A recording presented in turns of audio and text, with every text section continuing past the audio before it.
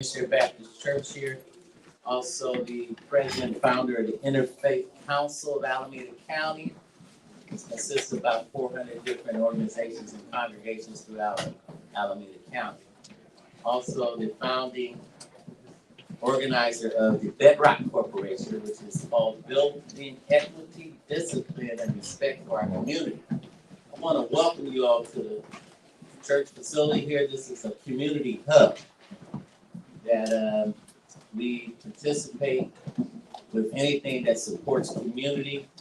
It's all about community. We've been here 80 years in the community. We participate in building this apartment complex next door to us in Jenkins. We, 1991, we bought the shopping center down there at Acorn, raised $6 million from the city of Oakland, federal government, and brought in a grocery store that created 500 jobs for the community. Sold our interest out of that, bought all this frontage on 7th Street where they're building now. We lost that through a struggle of hard times, but we had it deemed for a moratorium where nothing could be built on it but affordable housing. We're so glad that Elaine Brown now is building affordable housing on that project. So we're a player in the community. We're glad to have you here. We support Councilmember Carol Fife and her efforts. We run a safe car park program here for anybody that needs to know, for homeless pull in. We got about 30 people pull in this parking lot overnight. We wrap around services around them, fix the cars, get them up and going. And we plan to build affordable housing here on this property with a business incubator for small startup businesses and an auditorium. That's coming hopefully soon.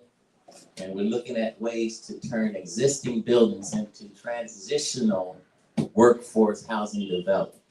Now, I don't know about you, but can you give us a little bit of encouragement with a hand, please? That's the vision of the West Side. That's the West Side story.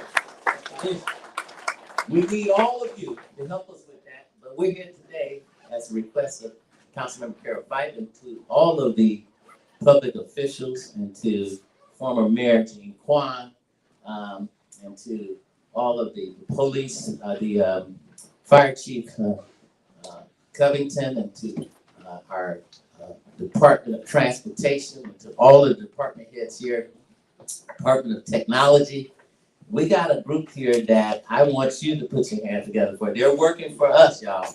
We paying their salaries, so now's the time to get your message out to them. And then also support them as they do the work for the community. So I'm going to open up with a prayer. And if you don't have this faith tradition, that's okay. I respect your faith tradition. We're on holy ground still. Gunshots happen all day long around us. But this is a safe place. 5 years, people go to sleep in their car over here and don't have no problem, not a glitch have happened. And we give that glory to God for giving us safe haven. And so let us bow here. Lord God, we thank you for this gathering. We thank you for the people that have come. We thank you for the Councilwoman Carol Fife, her leadership and her concerns for the community and all the constituency from the city that stands with her, ready to serve. We ask not only do you inspire them, but connect them to the community where the work that they do can be manifested in a grand way to help this community continue to thrive and grow, prosper, safety, and where everybody can have a common shelter over their heads, and please to be able to have working and thriving lives where the next generation coming behind us will have something to look forward to being part of District 3 West Oakland, down in the lower bottles in a neighborhood where we have been working and toiling. Bless everyone here. Give us traveling grace as we leave this place. Bring us back again safely. These things we ask in your name. Amen. God bless. In your hands, Carol. Let's give the council member a hand.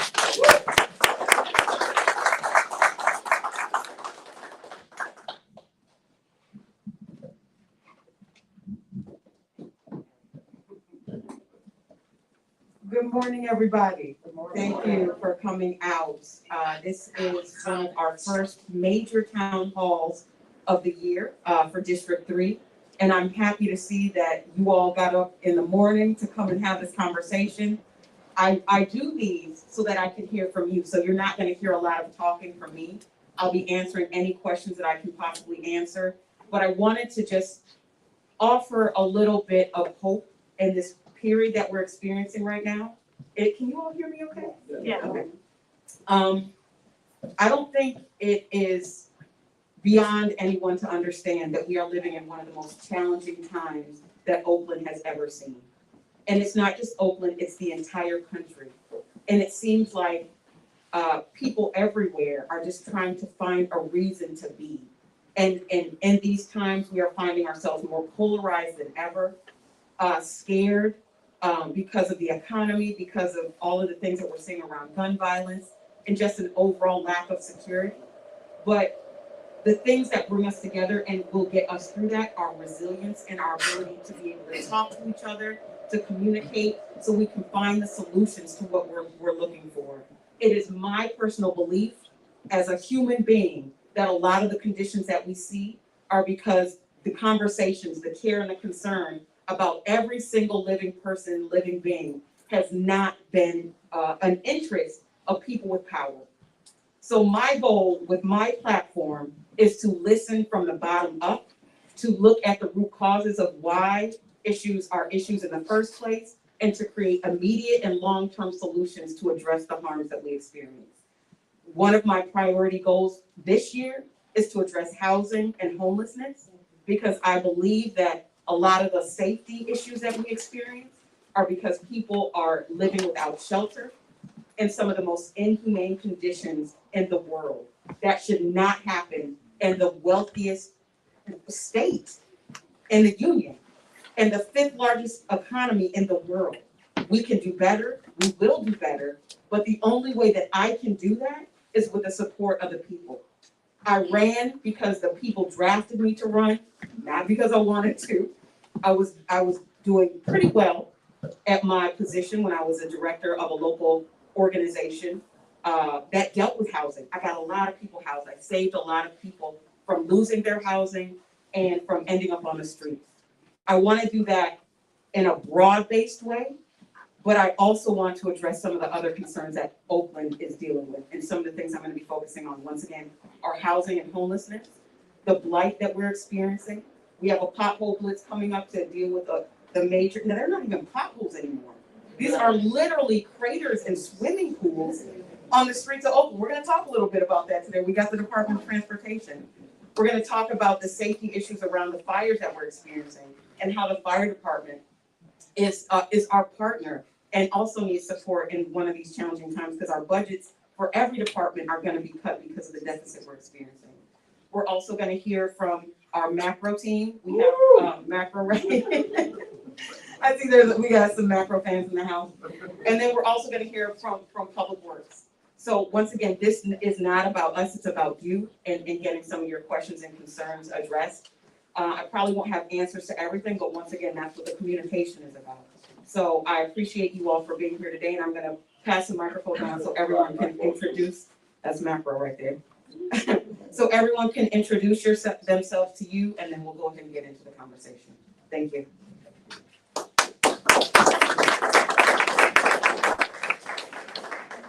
Good morning, everyone. My name is Damon Covington. I am the Deputy Chief of Operations for the Oakland Fire Department. I am here in Chief Reggie Freeman's stead as he is out of town.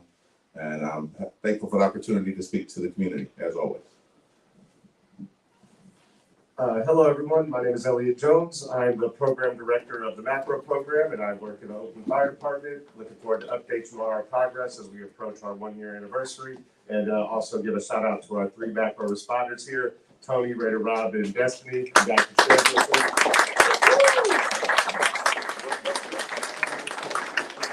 They're working West Oakland today, so if they have to jump out, you know what, to give them a shout out early. So. Thank you, Councilmember, and thank you all. My name is Sean Maher. I work for you as the Assistant to the Director in Oakland Public Works.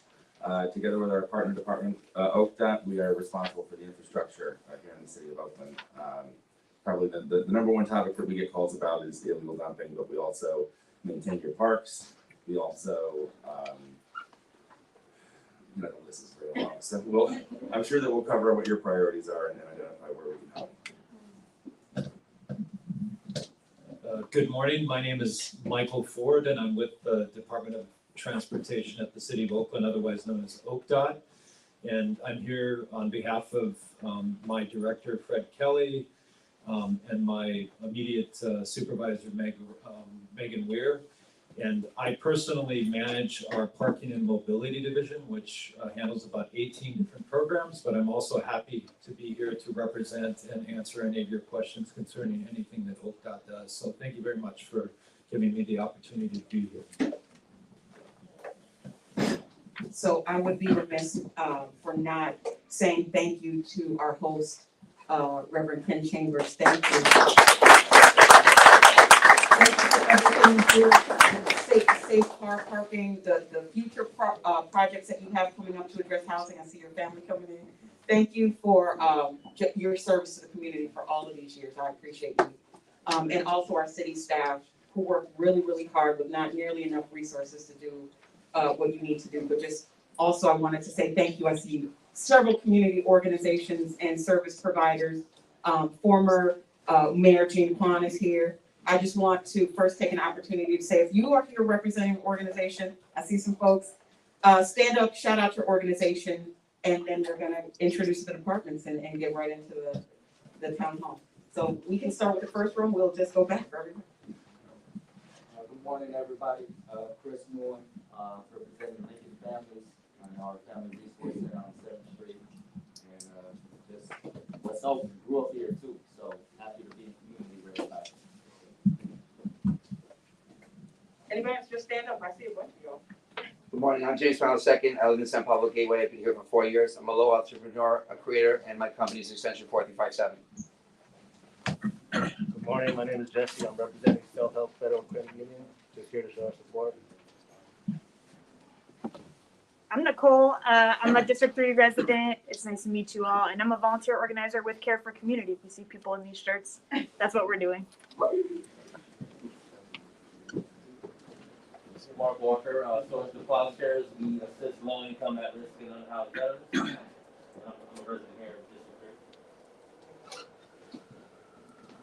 Free Brown representing Central Garden Community Garden behind the California Hotel and Fair Share Behavioral Health and Therapeutic Services for reentry people, hope seeking, and silent more. Good morning. My name is Alejandra Vila. I go by Alex. I am a District 3 resident, but I'm representing CROP, the needs of your neighbors on the line. And we are a comprehensive reentry program for people who have been released from California Department of Corrections. And we do technology-based training. It's something that is a state-of-the-art that is in your district that you will be proud of it. Thank you. Good morning, I'm Robert Venus. I'm a lieutenant with the Oakland Police Department. I'm here on behalf of Captain Welch, who is the Area 1 commander, and I'm the Day Watch commander on Fridays, Saturdays, Sundays, and Mondays. So good to be here. Are you guarding the door? Well, I have a critical incident working right now, so I may have to go. So I apologize. Okay. I got the door. Anybody else? Hi, I'm Sikandar Iqbal. I'm here representing Oakland and the World Enterprise. Tyson Amir. Same. We're building 79 units of 100% affordable housing and the 5 businesses that'll be on the ground floor that'll be owned and operated by people from the community. Thank you.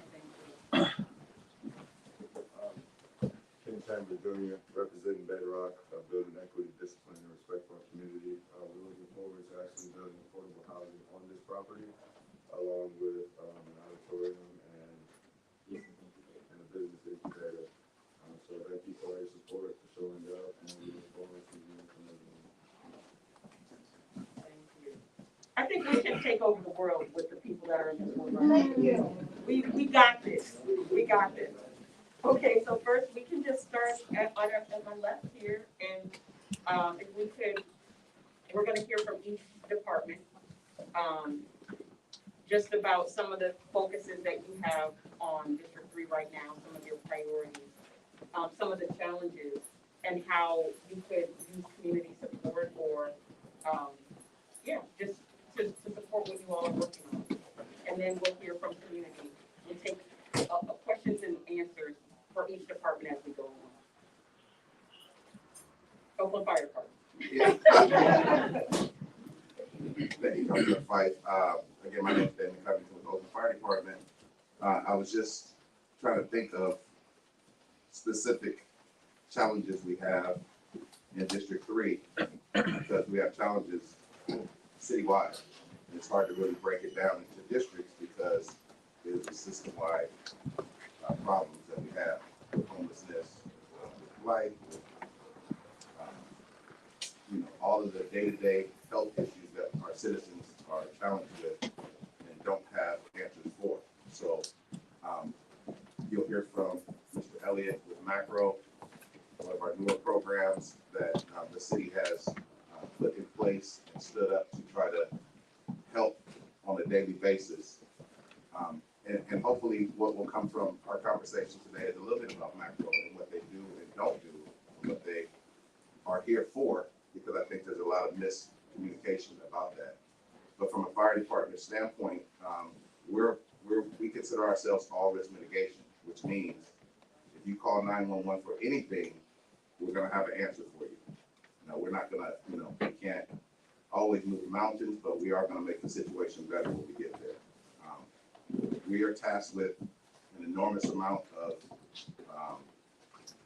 challenges on a daily basis from our citizens in Oakland, and we need more people to do the task.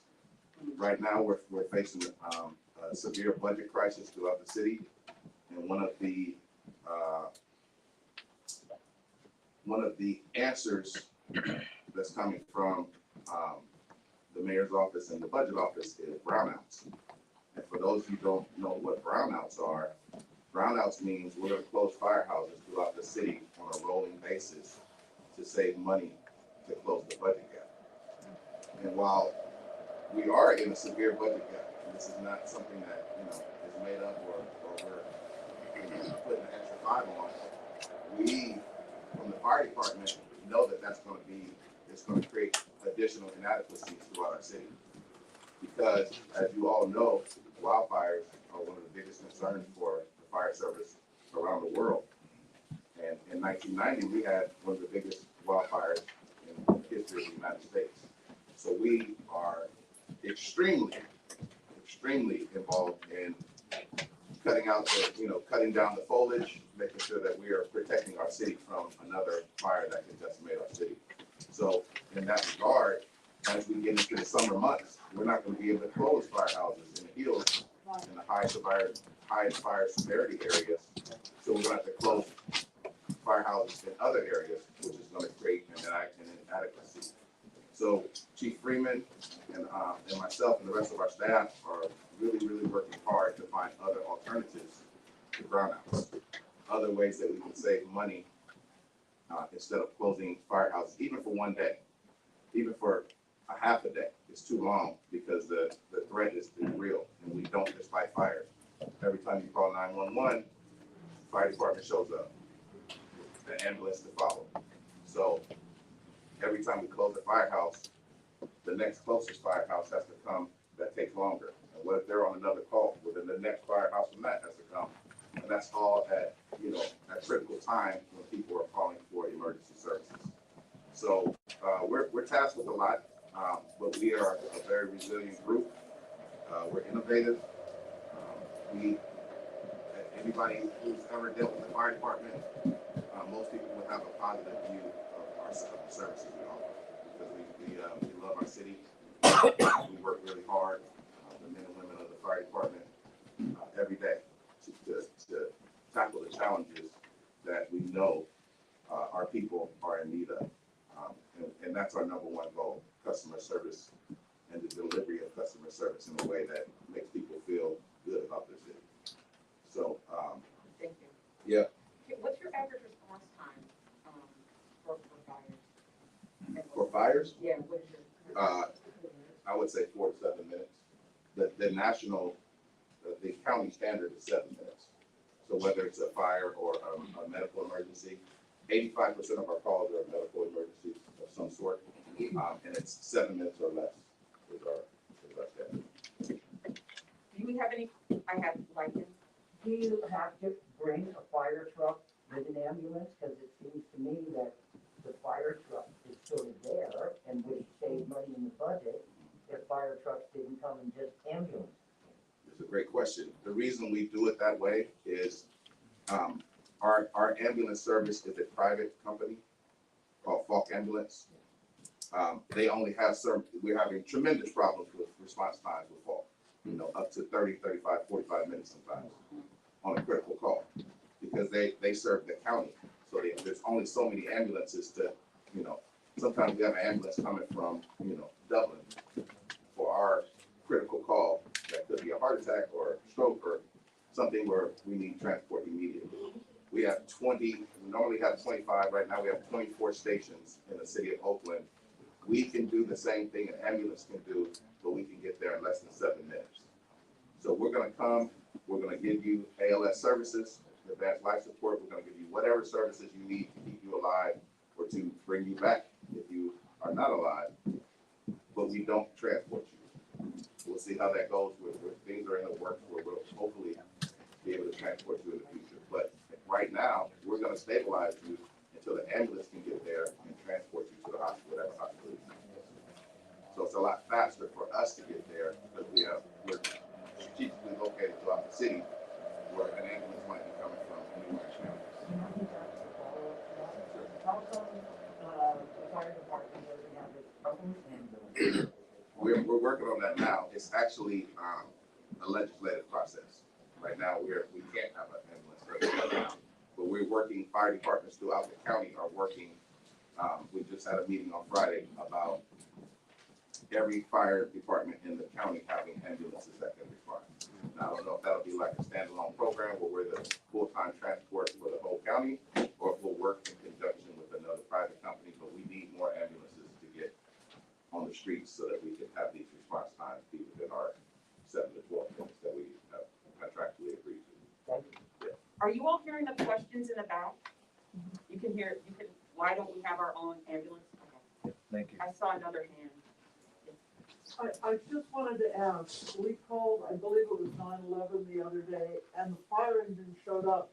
But the person that we had called it for, I think would have been not better served, but alternately served by macro.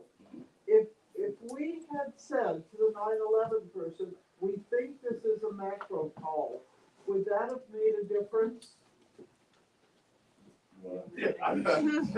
Hey, I'm the macro guy. This does happen quite frequently, but this is something that I just have to make clear. I'll get into this into my spiel in a second, but what you say, the language is critical. There may be 1 or 2 words that you think are innocuous or that you're describing in a heightened sense of emotion that's going to trigger a different response. Really, you could say, we believe this is a macro call. This is non-emergent. This is non-violent, not life-threatening. That has a great chance of getting to us. A macro phone number is coming, hopefully early summer, late spring. I'll get into that as well. But it is, the dispatchers are discerning, but they are going to always err on the side of caution. I imagine in this incident, the engine probably got there and immediately said, okay, can you guys call a macro unit? And this is one benefit of this service. It is able to take the stress off of the 911 system for police and fire. And if fire engines know that they can call our team, stand-up team, they can call our macro responders and get a response. And release the engine or release the officers, they can go back to doing the life-saving emergent work that is happening in this city. Then that is the best use of our time and our service. So in that note, I'm going to let you all get back to it. I want to answer more questions. I'm going to let the team go, if that's okay with everybody. Yeah. Serve well, guys. Thank you.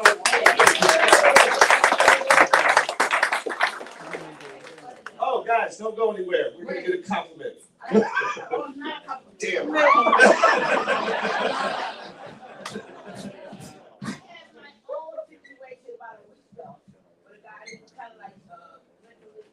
He had a conversation with the store people, okay, before the gun.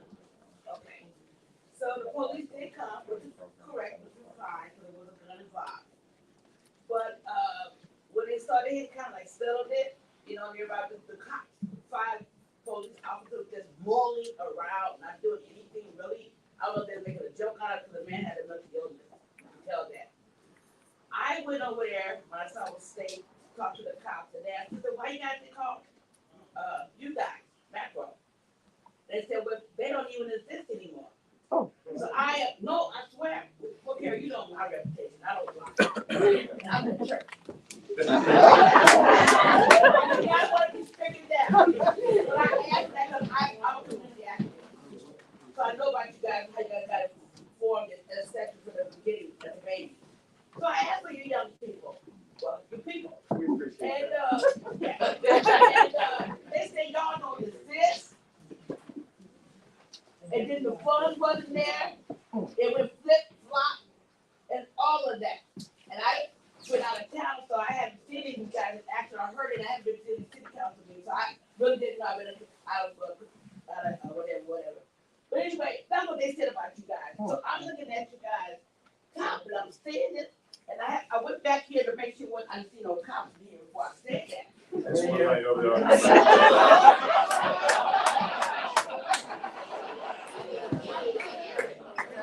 the first 2 meetings here. So, you have to know this, because I'm serious. I asked them that. But I thought that was a good plan. They had no illness going around. They didn't have any age, any race, not discrimination. So I asked that, and they told me out of their mouth. They did not exist anymore. So I want to be, well, we Yeah, I know, exist. I see you now. We are here, and by and large, our friends on Broadway have been overwhelmingly supportive of our work.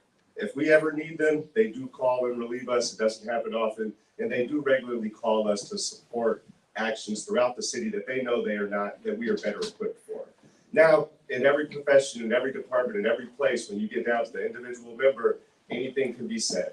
And we're not policing our members, nor should we have to. But the reality is that those not totally informed individuals will be corrected, I imagine, and we're continuing to get the word out. We hope to have more crews, more visible on the streets in the coming weeks. And I can promise you, ma'am, it's not going anywhere. The funding is good for some years. The council will get time to build into the budget, a sustainable budget for Macro, but we're gonna be here hella high water for the next 2 to 3 years, I promise you.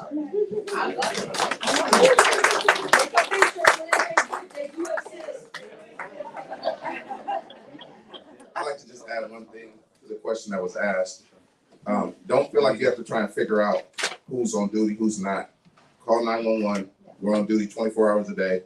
If we send an engine out and we need Macro, we're gonna call Macro to come out, but don't feel like you're wasting the fire department or police time by calling 911 for a serious situation.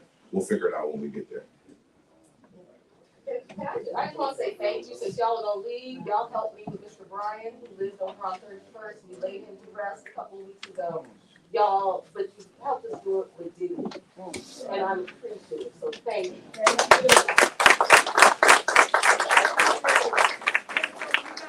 I just want to make mention, Elliot's birthday is tomorrow.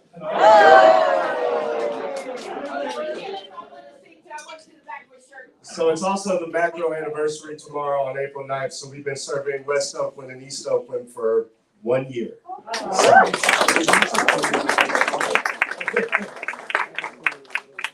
And to be clear, just while they're here, you can reach us a few ways. You can dial 911, of course, that's gonna be the quickest. But because nothing should be emergent, we encourage you all to email macro@oaklandca.gov.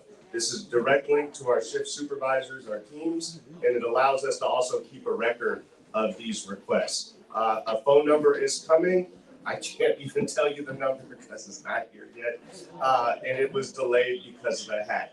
But Macro is in service 7 days a week, serving all of Oakland. And the reason why we serve all of Oakland is because of District 3. Because in the first 3 weeks of operating, a very involved community leader here came up to me and said, so y'all not gonna cross the street to help me? And that's the West Oakland spirit I grew up with. I understand that people want to be served in this whole community, so we immediately kicked down the border on West Grand and we served all the way to the North Oakland border. West Oakland expanded immediately. And it proved to our team and ourselves that we can do this work. We don't have to be constrained in the geography and trip over each other. And we can give people opportunities and dignity to deliver them service. The first priority of our work is to alleviate the stress on the 911 system and our officers and our firefighters that have an extremely hard job to do. For years, they have been misused as primary care. They've been misused as mental health services. So now that there is this new service here, the one thing I need from everybody is to give us all patience how we can work together, how we can best support each other, how to give the cops and the firefighters time to discern, is this really macro appropriate? And as we develop capacity and skill, we'll be able to serve more and do more and grow this program. We have 18 months left in the pilot. We have 6 months left in the pilot for a full 18 months, and we should have a year report of all of our actions coming up in the next few weeks. But I would like to say flat out, we've had close to 13,000 contacts over our 1 year of service. We've made over 500, 600 dispatch responses since we picked that up on August 1st. So the program is working, but we still need your help in understanding what is a macro call and what isn't. So a couple things: nonviolent, non-criminal behavior is the best way to get to macro. So when a man has a gun, it's not gonna ever get to us. And thankfully, we have our officers there to protect us if we do ever get called to the wrong scene. Because we will call the cavalry just like everybody else, and they always respond. The second thing, it shouldn't be emergent again, so everybody should slow down. If you need an ambulance there, if you need 911, the fire trucks will come, the fire department. But if it is a minor medical concern, if you see somebody limping, he doesn't look right, they're sleeping on the ground, you may be concerned for their well-being, macro is in that wheelhouse. And we like those opportunities because it helps us build trust. We are a new service. It's the 364 days in. So we need every opportunity to convince the community that we're there to serve, that we are truly there to serve their needs. Now, the other thing, macro can't do anything without the participation of the person we're there to help. So if they don't want to go, we're not going to make them go. If they don't want a water in a blanket, we're not going to give them a water in a blanket. But we will tell them we'll be back tomorrow, and we'll be back the next day. And they don't care if it takes 2, 3, 4 months. When we finally get through to you, and we can get the result that will connect you to the service network in Alameda County. And I know we would not say that it is robust and able to handle all of the challenges, but it's there. And if we want it to grow, if we want it to work, we have to keep feeding people into these services so that they can get a better budget and get more staff and then do more. Do what they're saying they're doing. And it may take a couple chances, a couple bites at the apple, but we have the time to do that.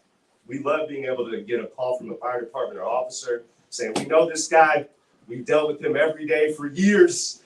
Can you pick him up now? And happily, because they have compassion and care for the folks they're there to serve too. But we need them focused on the big challenges. So I know that there are a lot of concerns out here, but the final thing that I want you all to understand is that we don't forcibly take anybody anywhere. They have to have a part of the care plan. So if you see us leaving, it is because we're giving that individual space. We're hoping that they're going to trust us the next time we call and come, and we can get a little bit further in the interaction. So I can talk about this stuff at length. I often have to because it's my job. But let's hope I'll be open to some questions. I saw you raise your hand, sir. Yeah, when I first heard about the program, I just said, this is what we need, great.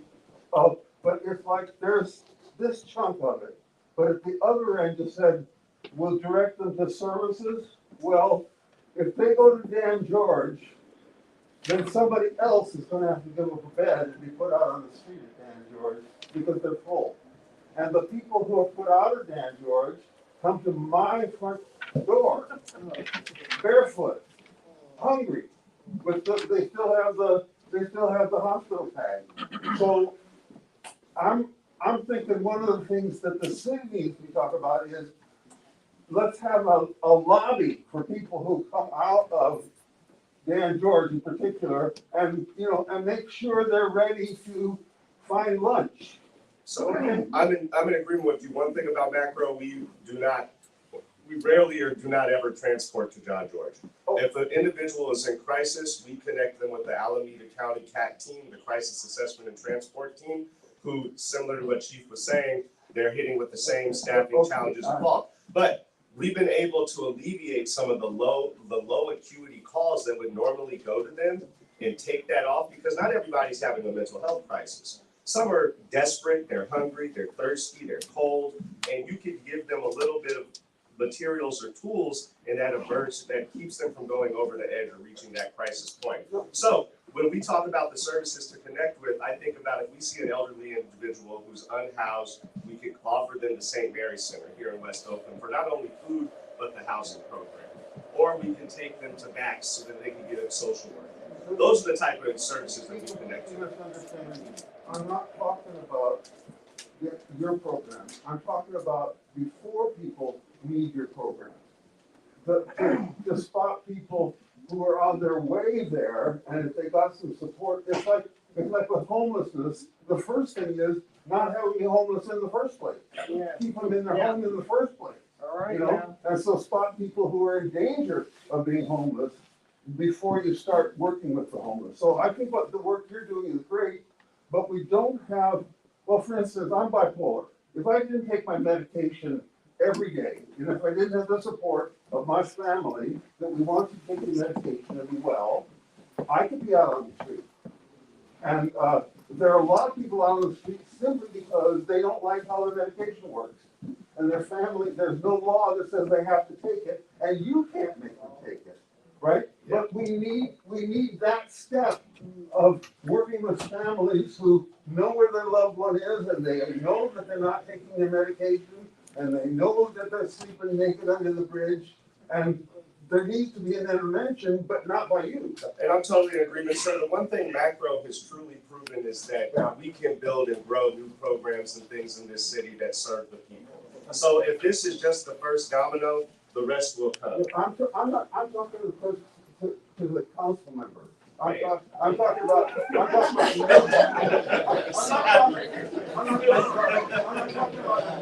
creating. What's your name, I'm talking about the government, both city and county, creating resources that can support what you're doing. What's your name? Paul Sanford. Paul Sanford, thank you for your comments. I will say that it sounded like there are a few different comments and concerns in what you said, but now is the first time in a long time that the city of Oakland, us as legislators and the county of Alameda, who would be responsible for what you're talking about, are in relationship, active relationship. So the mayor and our council president are meeting with the president of the board of supervisors, as well as Susan Miranishi, to figure out ways that we can partner. That has not happened for a long, long time.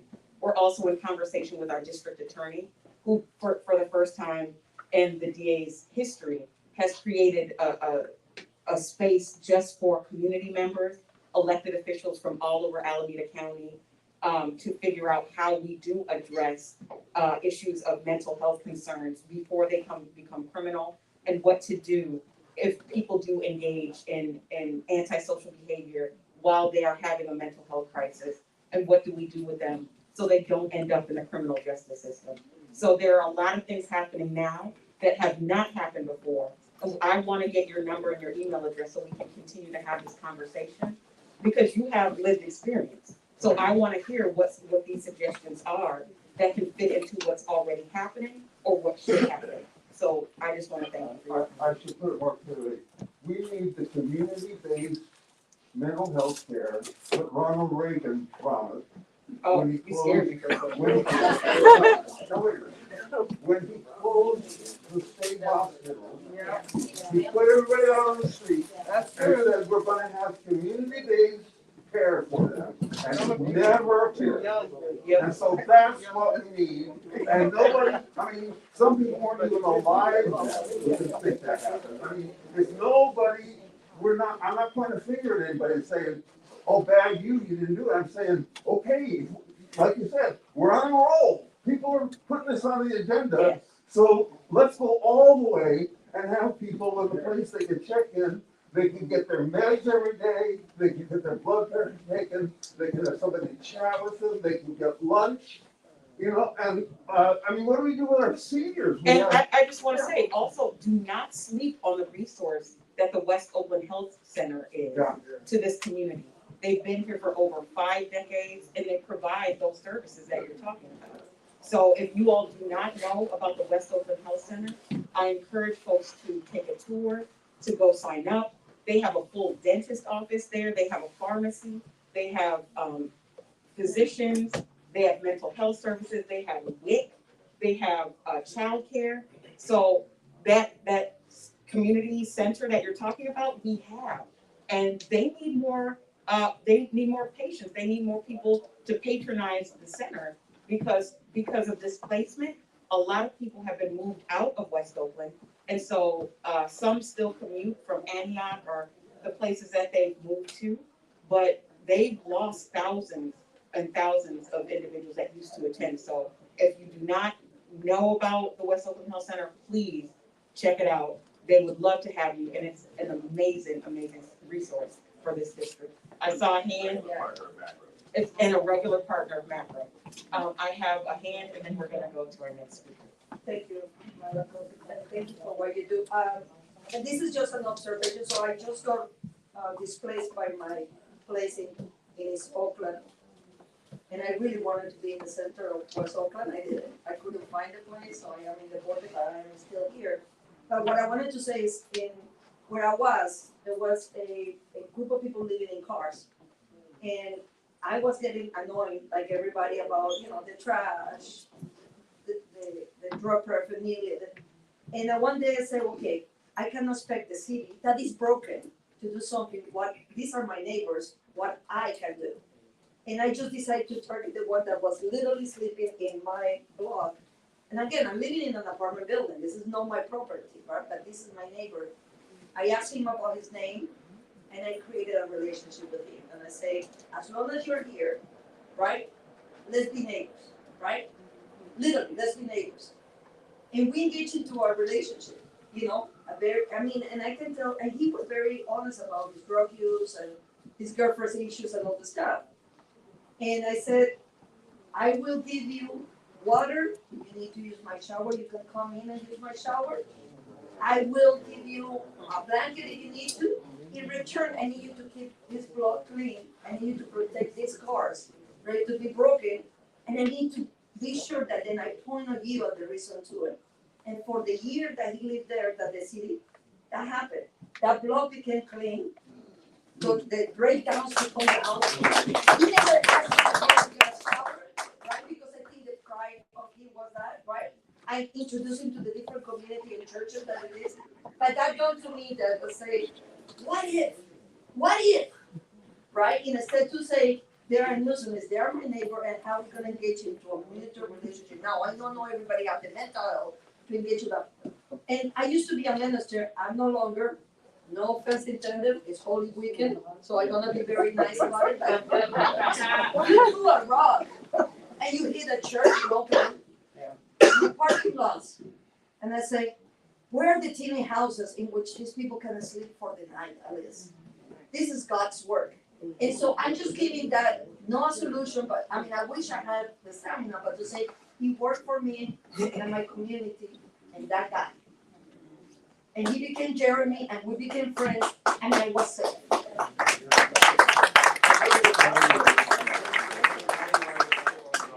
Alex, I applaud you, you know, you're a great neighbor, you do great work, all of you care. So, you know, let's care a little bit more, call Macro, and we'll do what we can. And let me just say, anybody sleep in their cars, that's what we do here. And we have showers every Wednesday from 4 to 8, and they can do laundry, okay? So send them this way. InterfaceAC.org, I put that on the board, they can go there, get all the information. I just want to elaborate on what the guy said about mental illness, that new district attorney, Kendall Price, have a care court. She's doing a lot with mental health, like you were saying, a whole lot more has ever been done from the district attorney office. It's just amazing. And a care court will help people make sure they take their medication. That'll be court ordered. So we need to just expand on what the district attorney, what she does, a whole lot more than the predecessor.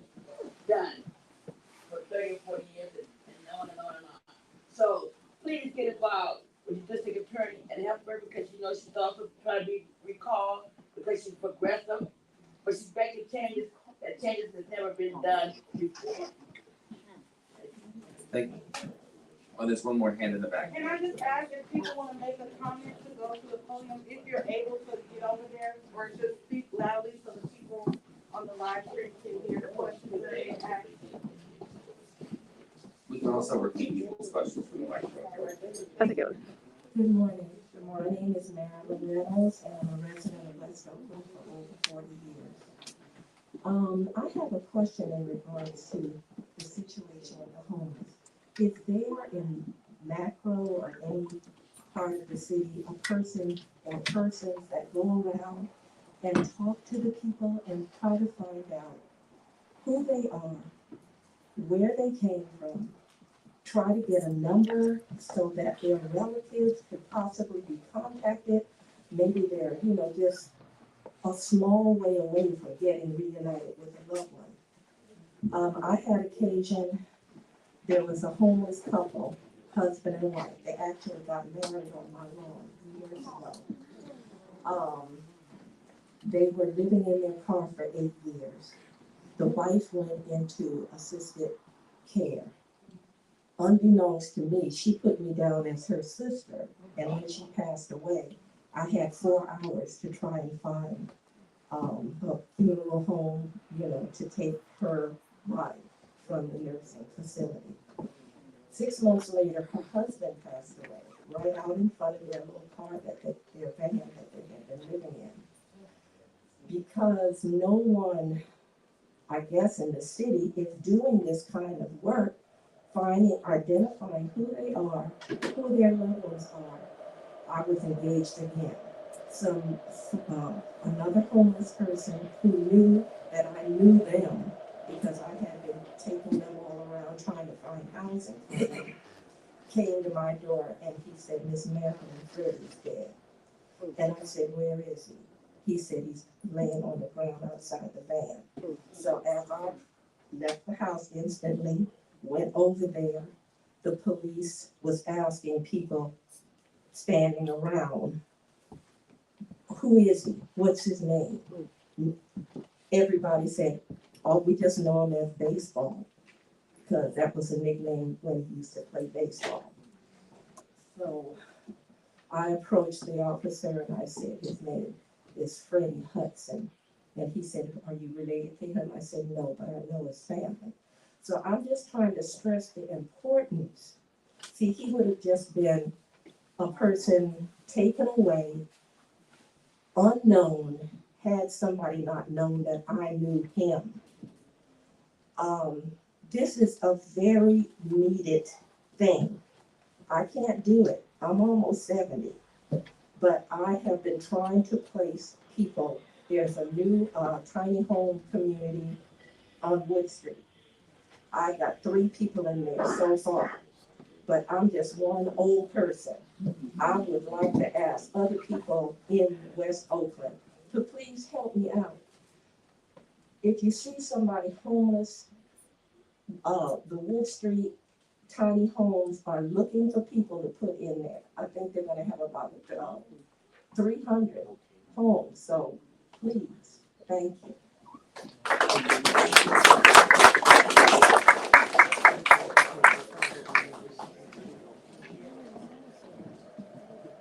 So, Ms. Marilyn, on that issue, Operation Dignity is one of the primary organizations that the city of Oakland uses to do that outreach and to have those conversations with individuals. And so you should not be doing this by yourself.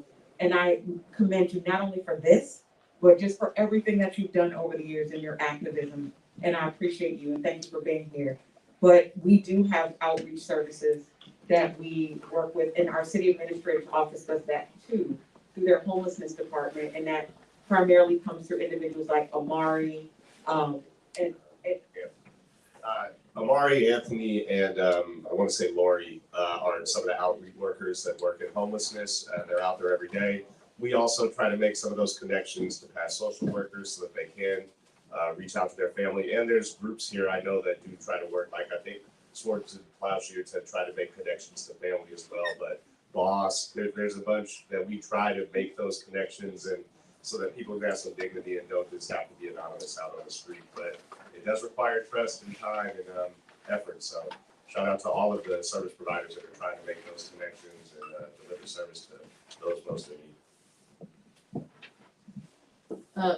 I'm Leslie, I'm from the Hoover Foster area, and I've worked with Macro because we did have an unsheltered gentleman. It just is occurring to me, I do the same thing, so, gave him food, got him into one of the tiny homes, he left again, his family knew, there's a number of issues, right? When you've been on the street for a very long time, transitioning back into housing is actually a process, just like getting out of housing is a process. But I do feel like it would be helpful for, as I'm listening kind of anecdotally to a number of us who have done this, because it's such a huge process, even for those of us who are trying to connect with our unsheltered neighbors and say we're neighbors, let's humanize this process. As somebody who's doing that, I never got sheets of paper that said, okay, you're the neighbor who's willing, it's not dangerous, and you don't want to really promote people kind of doing this thing, so I get that, I understand that.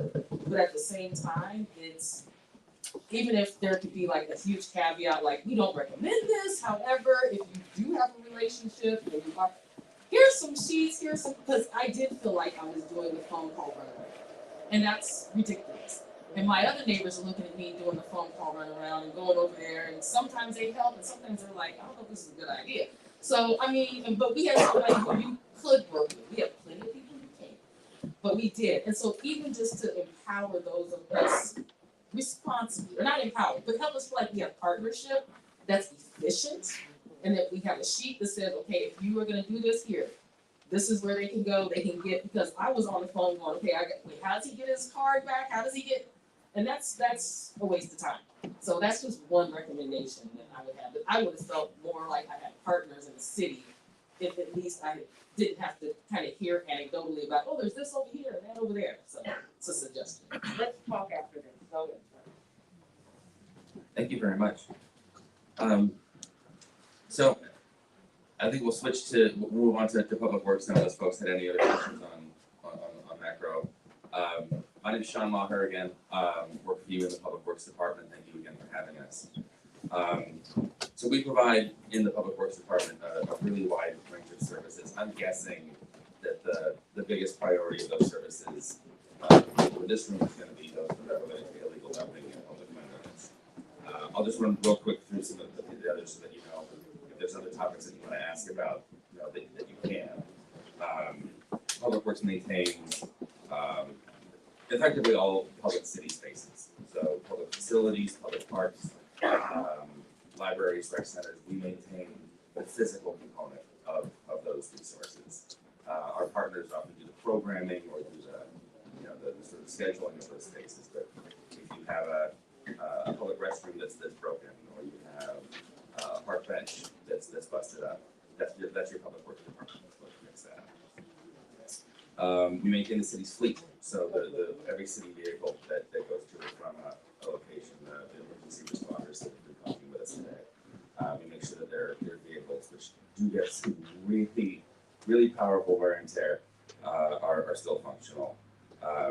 We maintain the contract with the city's trash program. So residential trash recycling and compost service are provided by Waste Management and California Waste Solutions under contract to the city. So we maintain that contract within Public Works. So if you're having issues with that service that are not getting resolved by the customer service operations within the programs, that's when you want to reach out to us so that we can hold you accountable for the standards in their program. And then we've had a big year so far when it comes to storm impacts. The Public Works Department maintains the sewer and drainage systems in the city, the stormwater system. We respond to downed trees and tree calls. So starting in January, or really for New Year's Eve, we've had a very busy year so far. The windstorms we had just a couple of weeks ago brought in more than 400 calls of downed trees and tree limbs just in the space of a week. So we've been up and at 'em. We know that there are some tree calls that remain outstanding here in this community. The council member raised some of those for us just this week, so we're working on following up on those right now. And there's a bunch of other things as well, but I'll sort of cut to the chase, which is, I'm assuming, if anyone wants to stop me, please do, illegal dumping and public cleanliness. So there's a wide range of services that the city sort of brings together on several different facets of the legal document area. And I saw your hand go up, so soon. Did you want to ask something before? I was gonna offer a suggestion, and it could be regulated creatively. 4 times a year, 12 times a year, the last weekend of every month, all Oakland property owners are responsible to clean up all the waste and trash on the property. If that means 4 times a year, 12 times a year, that's how it is 12 times. All of those are clean. This is gonna be much less trash blowing around, blowing down the street, etc. And it would be a much more, I think, a better way to do it than to try it, different council members have done this to clean up in this part of the neighborhood. But this would have it all clean at once. Love that idea, sir. And that has some DNA in common with an idea that I'm going to propose to the group here in just a couple of minutes. So thank you for raising it. So in general, historically, the city's kind of managed. Yes, sir. Hi, Daniel Cunningham. I'm a resident of District 3. Before you get into dumping, I just had a quick question on everything you just went on. Sure. I'm just curious how your department prioritizes projects, because I think this community is very familiar with neglect of your department in this community when we look at other parts of the city. So can you explain how your department prioritizes work and how we as a community can move things up in terms of priority for you guys? Excellent question. Great question. So the question had to do with how the city prioritizes projects, and project could have a lot of different definitions. I'm going to speak sort of broadly to it, but if you have a specific example, let me know. Generally speaking, the city provides both maintenance services and capital services. So when we are patching up, when our partners in the Department of Transportation are patching a pothole, that's maintenance. When we are paving a road, that's a capital project. It's a higher level of investment. So when we're doing a capital project like fixing up an old rec center or paving the street, we consider that to be a project. And a few years ago, about 2 budget cycles ago, the city adopted a new prioritization model for capital projects. It's effectively a scorecard that every project that's competing for funding, which is really the fundamental thing that a project needs to be able to compete for to be prioritized.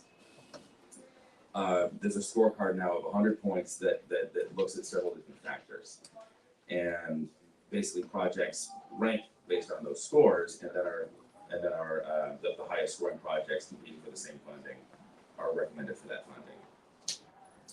funding. During that process, this was right after voters passed Measure KK in 2016, which was the first time that we really had capital funding to make many decisions with in a long time here in Oakland. We did a round of community engagement across the city and asked folks, what are the factors that matter the most to you? What should be, if this is like 100 points and it's a test in high school, what's the essay question and what's the multiple choice? What are the really heavy ones that should matter the most? And we heard the same thing in every community that we talked to. One was equity.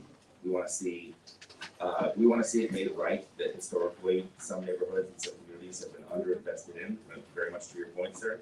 This is one of them. And we want to see projects that contribute to the health and safety of the community that they're in. So when staff brought that to the city council, the council adopted it. We now have a scorecard. We now have a prioritization model that's going to take some time to unfold. Right? Capital projects often have years-long lifelines.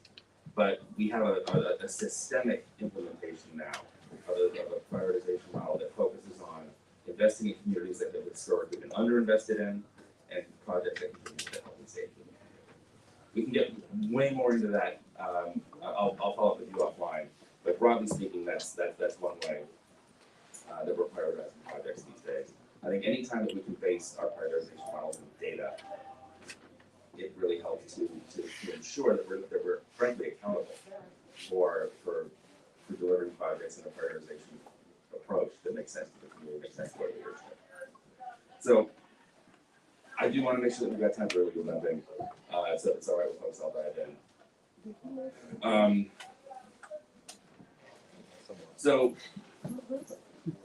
illegal dumping as an issue has been growing in Oakland for many, many years now. Your public works department is around responding to something like 23,000 to 25,000 calls for service a year. We are picking up something like 30,000 piles of illegal dumping every year, and that's roughly double what it was about 5-6 years ago. So we're picking up more than we ever have. The problem is not getting better. Right, we are doing much more than we, at the back end of this issue than we ever have. But the experience of our staff, the experience of our community, the experience of our neighbors is still, every time we pick it up, a day or two later, the same spot's got stuck in it, right? So we're looking for ways to interrupt that cycle. And one of them is making sure that we're providing the service that people need to get rid of stuff the right way.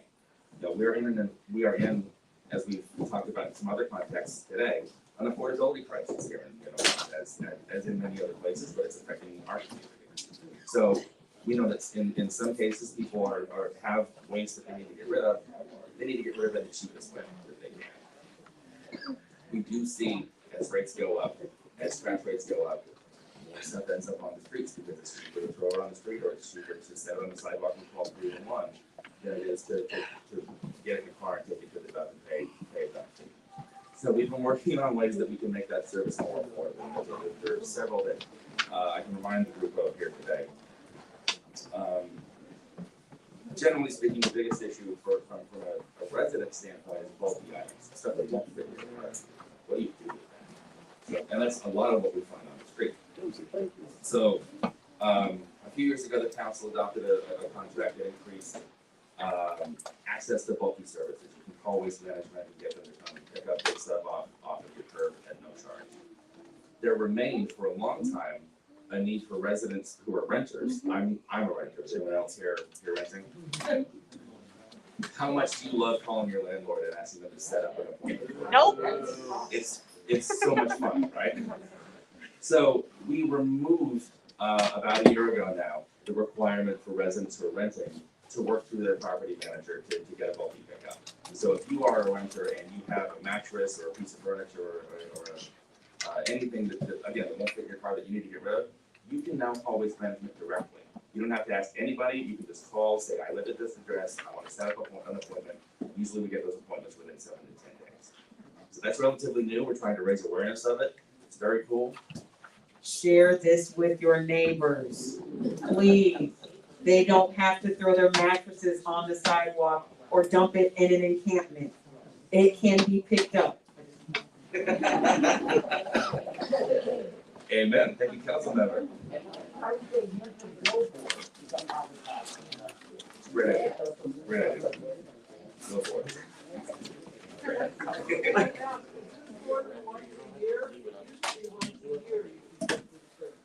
But now it's anytime? So it is still, for the most part, it is still once a year. However, we have added also recently, at the same time that we made it so that you don't have to call your landlord, there is now, once you've done that, once you've done the curbside pickup, we've also added now, Waste Management has added a free drop-off at their facility in Davis Street, which is basically our dump. It's a much nicer thing than a dump. It does a bunch of great environmental stuff to make sure that we're disposing of material in a safer way, but that's effectively what it is. It's just across the East Oakland border on Davis Street, in Leandro, that you can now set a free appointment to drop off a load of your of material, again, just by calling Waste Management. There is every month a non-appointment service. We have what we call the bulky block party in East Oakland on the city's facility on Edgewater, 7101 Edgewater Drive. The last Saturday of every month from 9 a.m. to 1 p.m., any Oakland resident can come and drop off pretty much anything they can get in the vehicle. Hazardous material like medical sharps or paint or bleach, stuff like that, we still direct to the county, but pretty much every other thing under the sun you can come and drop off for free once a month. Just head on out there. Finally, we also know that getting everything into a vehicle and heading across town isn't always the easiest thing either. So we've been seeing an increased request from the community, bring that event into my community, bring it into my neighborhood. And we've been working on doing that. So late last year, we piloted that effort. We did what we're calling a neighborhood bulky block party. We did one in District 7. We did one at the beginning of this year at 45th and Bond, where the community had raised a lot of concerns about a whole range of issues there. And the third event is going to be right here in West Oakland. We're working on developing it right now with support from the council member and her team and support from the community. We're very excited. To develop that event, there's several other things that sort of come into play with it. So I want to make sure the folks are hearing about the other elements of it. We get asked a lot about enforcement. We get asked a lot about, how are we holding people accountable? How are we making sure that folks who still, are doing the right thing are getting caught and getting held accountable for this stuff. One of the ways that we're working on that is through a surveillance camera pilot. So about a year ago, our new director implemented a illegal dumping surveillance camera pilot program. And that has 10 cameras that are placed basically at the locations where the data shows us are the hottest spots in the city with the most illegal dumping that we find. And we're working on expanding that. Someone was referring to DA Price a moment ago. We're working on a partnership with her for some funding to increase that pilot and expand the program with more cameras. So we're very encouraged and excited for that. But when we are doing these neighborhood block parties, one of the components of it is we're trying to interrupt that cycle where we clean up a space, we work with the community, volunteers clean it up, we clean it up, and then a couple of days later it's done again. So we're really working on trying to bring the enforcement piece of it into that in a way that is identified in partnership with the community and also involves a personal introduction to our civilian enforcement team in Public Works that does the enforcement for illegal dumping. So we have a team. Yes, ma'am. So my question is, I'm gonna be on the camera because I'm that lady in the neighborhood. A lot of people can't stand and have people anyway. But I'm the person who takes all the trash from like a 5-block radius and piles it into one corner and then and then I get on there and I do my 311 and report it to get it out.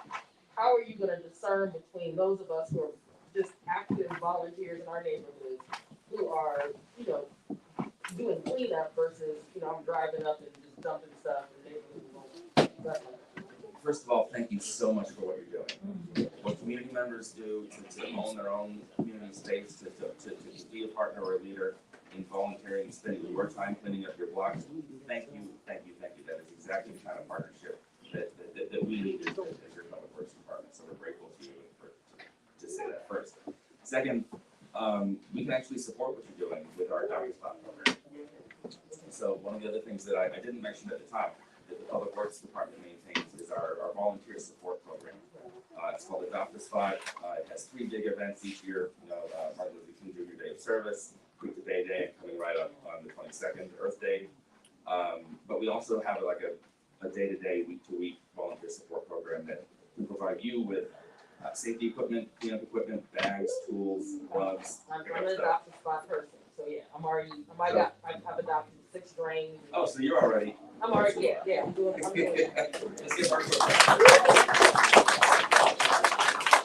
self-interested, I hate trash. I'm a girl transparent, I'm no hero, I hate trash.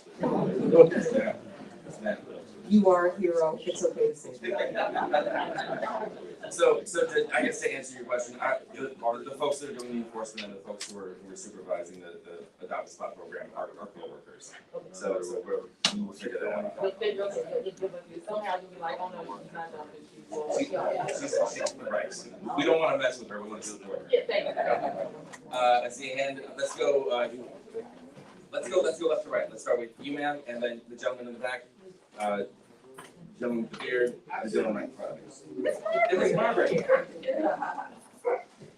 So let's start with you, ma'am. Quick question, I didn't get put all the address of 77 Hamburger, I'm going to do the pickup. Yes, ma'am. So it's 7101 Edgewater Drive. And well, I believe this information is on the resource form that your office had on the table. It's a better size. There you go. I guess it's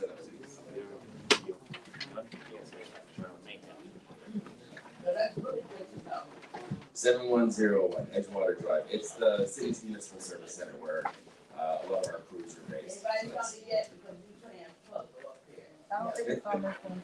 We can get it from. That's not the city dump, they're not dump on Davis. No, sir. The dump, so the waste management dump for the transfer station is on Davis Street in San Leandro. 7101 Edgewater is the city's facility where our crews work.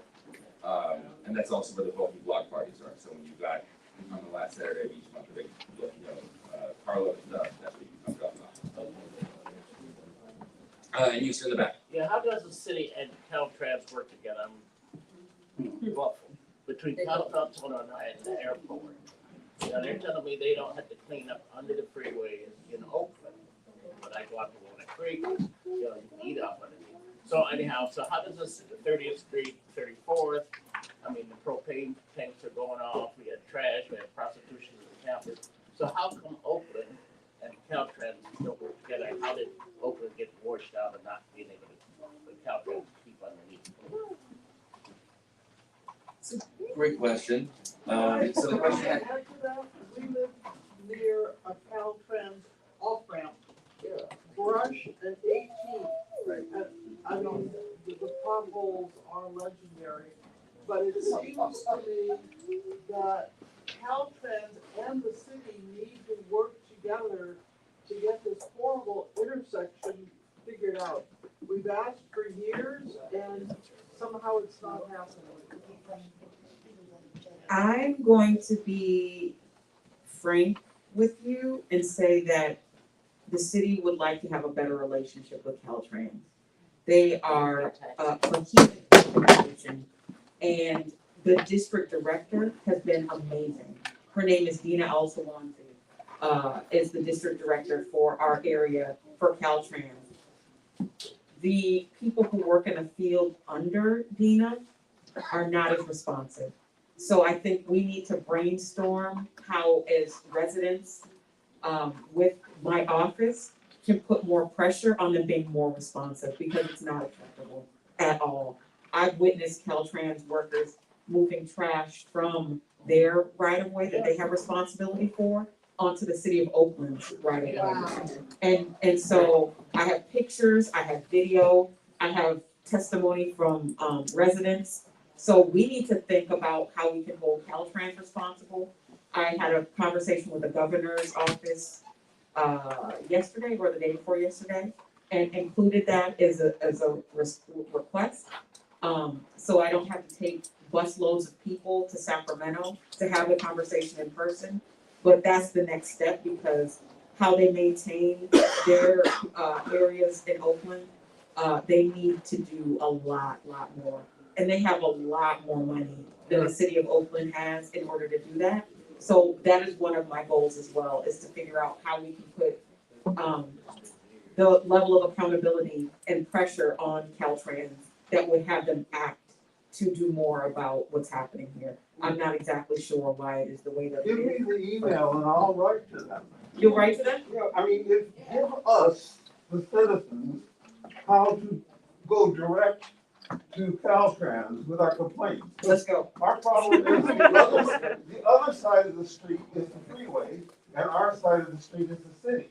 And so Caltrans doesn't take care of their side of the street. So, and so I write to the city, and the city says, well, we wish Caltrans would too. Let me write to Caltrans. And they do have an office. We can all go to their office directly. And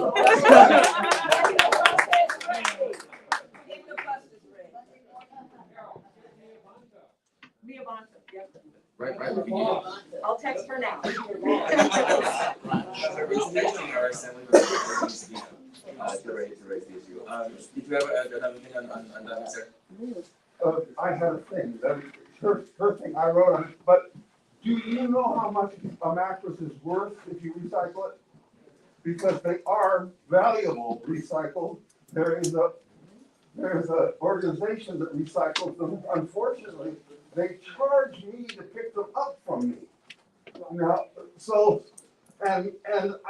so if I take it to if I take the mattress to down near the airport, will they recycle it? Because it's a lot of stuff to go into the waste stream, and it can be taken apart and reused. We accept dozens of mattresses every month for the bulky block parties. But there are more than dozens on the streets, and people pick up cardboard and recycle it at a capitalist function. they could also pick up mattresses and recycle them if they were educated on how to make money off doing that. There are incentive programs for mattresses. There are programs that offer $10 or $20 for someone to come and drop off the mattress. I'm hearing you, if I'm hearing you right, sir, you're suggesting could we educate community members who maybe are trying to do their own, kind of in the way that people If collect. somebody dumps a bunch of Pepsi cans, someone will pick them up. So, but let me move on. Another thing is, I'm 75. I walk my exercise walk downtown. I have to time it so that I get to the porta potties at City Hall, because there are no restrooms open anywhere downtown. It's a desert. And then Laura Bobbitt wants to talk about keeping it a crime of public urination. Well, what else are people gonna do when there are no public restrooms? And and I know the public restrooms are a problem because when they're structured, there can be drugs, there can be sex, there can be, I don't know what all, but just putting some porta potties here and there for people who have no homes and who have no place to, and, okay, so the neighbors are complaining that there's defecation on their sidewalks, both human and dog. Okay, well, people don't really want to poop on your sidewalk, you know, they would really rather have something. And I don't think it would be a huge expense, and it would really make a big improvement. I don't think when people go to Paris, they have to worry about whether or not they can find a toilet, and so they walk through boulevards. And Oakland is a wonderful downtown to walk around in, broad sidewalks and beautiful buildings, but it's a restroom desert. Sir, I take your point. So there's a call here for a closer look at the public restrooms, particularly in downtown, but really anywhere that we've got folks, those who are in house. I did see Ms. Margaret stand up a few minutes ago. I want to make sure. Yes, I'll come to the front because I'm short now.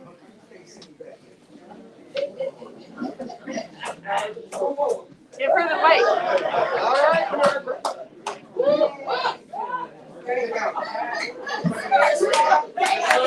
This is the mayor of West Oakland, y'all. Miss Margaret. No cold in Oakland.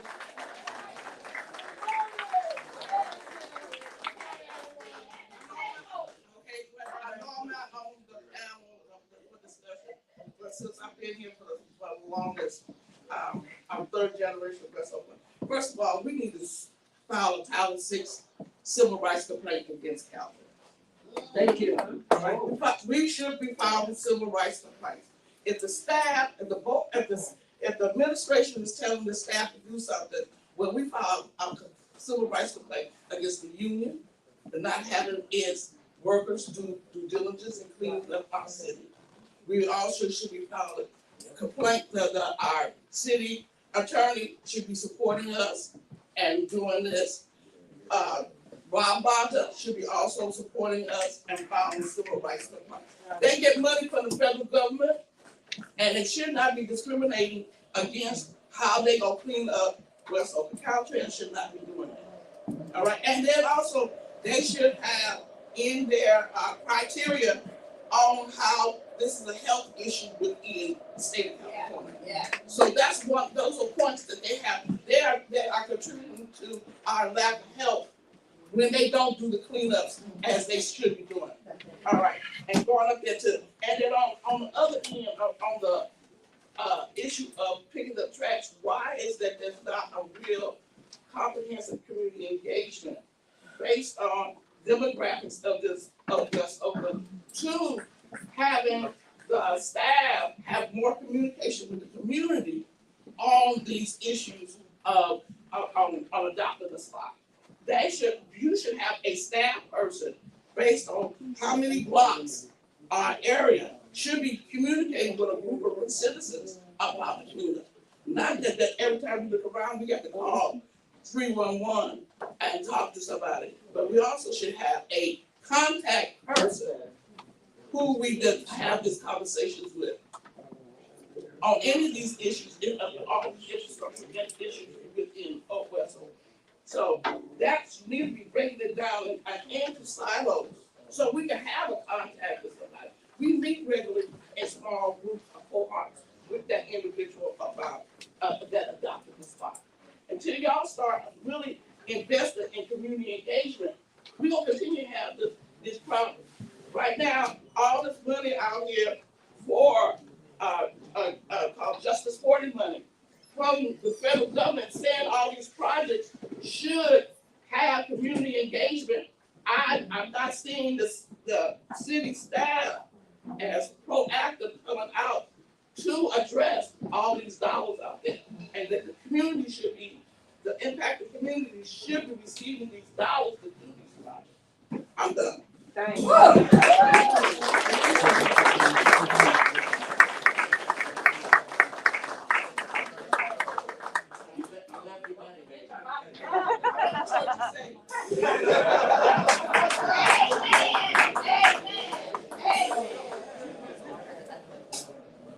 I love Miss Margaret. Miss Margaret, is that Dejanae's baby? Yeah. Wow, I remember when she was born. I will just say that, right now, the reality is that the city staff are stretched extremely thin.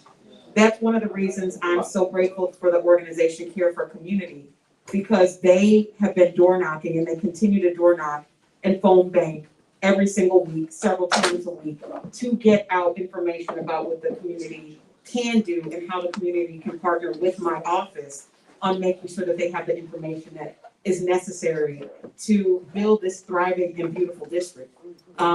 We need to expand that. I know they could use more volunteers and support, but they have partnered with my office to say, what are you doing? We want to get that out into the community, and they go out every single weekend and make phone calls every single week. So if you don't know who Care for Community is, we do have Nicole in the back. We have a few. We have a crew. Can everybody from Care for Community stand up? Thank you. So one of the projects that I'm working on in my office is to break up the district into clusters so that we can break down those clusters and have that communication going on in an ongoing way, in a regular way, so that community members do know what's going on and how we can be more in relationship, because that's what's going to save us through this challenging period. It's our relationships with each other and our ability to work together. I did see some more hands because I want to make sure that everybody has an opportunity to comment on this issue for our public works staff before we get to Department of Transportation and our neighborhood services as well. I don't know where you were in Let's gentleman in the back, and then you, sir. And then, I'm sorry, I missed on the side. Oh, my apologies. You spoke pretty extensively about the services that are available for residents to dump or get rid of excess goods, but I think, at least I personally feel that the majority of the dumping issues in our neighborhood are for people who come from out of our community. These are contractors that bring trailers worth of toxic goods, building materials, people who are getting paid to dump stuff and then come to our neighborhood and get rid of this stuff. And it sounds like the only solution that Public Works currently has for this is 10 camera locations. It just seems like it's completely inadequate for the problems that we're dealing with. So I guess, how can we as a community help Carol, help your department make this a priority for the city, because these problems are not getting better with 10 camera locations. So the question was, it doesn't sound like 10 cameras is remotely enough. Absolutely not. That we need to do. What can this room do? What can the council member do? First of all, great question, great observation. We totally agree with you. 10 cameras isn't enough. It's a pilot. So this is in the height of the 2008-ish economic collapse. We used to have a whole crew of civilian environmental enforcement officers that unfortunately had to be cut entirely out of the city budget. So we are rebuilding that team right now. The city council has provided increased funding over the last cycle or two to start rebuilding that team. We're in the middle of that process now. We're not just relying on cameras. What we really need is is staff. What we really need is people doing the work of enforcing the laws that keep Oakland clean and safe. Holding people accountable when they refuse to get the business right, when they are victimizing our communities and profiting from that. So we have a team of what we call EEOs, the environmental enforcement officers. We are at about half staffing for that. The council has provided funding for, I believe, 8 or 9 EEOs. Right now we're at about half of that, so we're working on recruiting. And we're working on expanding the camera program itself, again, in partnership with the DA's office and with others. So I think just continuing to raise your voice on this, like we are in total alignment when it comes to needing more resources to do this. We are working very closely to make sure that when we do expand these kinds of enforcement practices, we're working with the partners to make sure that enforcement is safe and fair and equitable. We've been going to the Privacy Advisory Commission to make sure the camera policy is consistent with what the community expects in terms of keeping people's privacy respected and safe. So just keep raising your voice on it. We hear you, we agree, we're working on increasing those resources as we speak. I think Alex had a question, and then Mayor Cohen. I'm sorry, sir, you were waiting. Let's go with you, sir, and then Alex, and then Mayor Cohen. Also, that was up on bulletin board, because I tell people about it all the time, they don't know. And I think billboard is a good way to tell the community people that you still have that.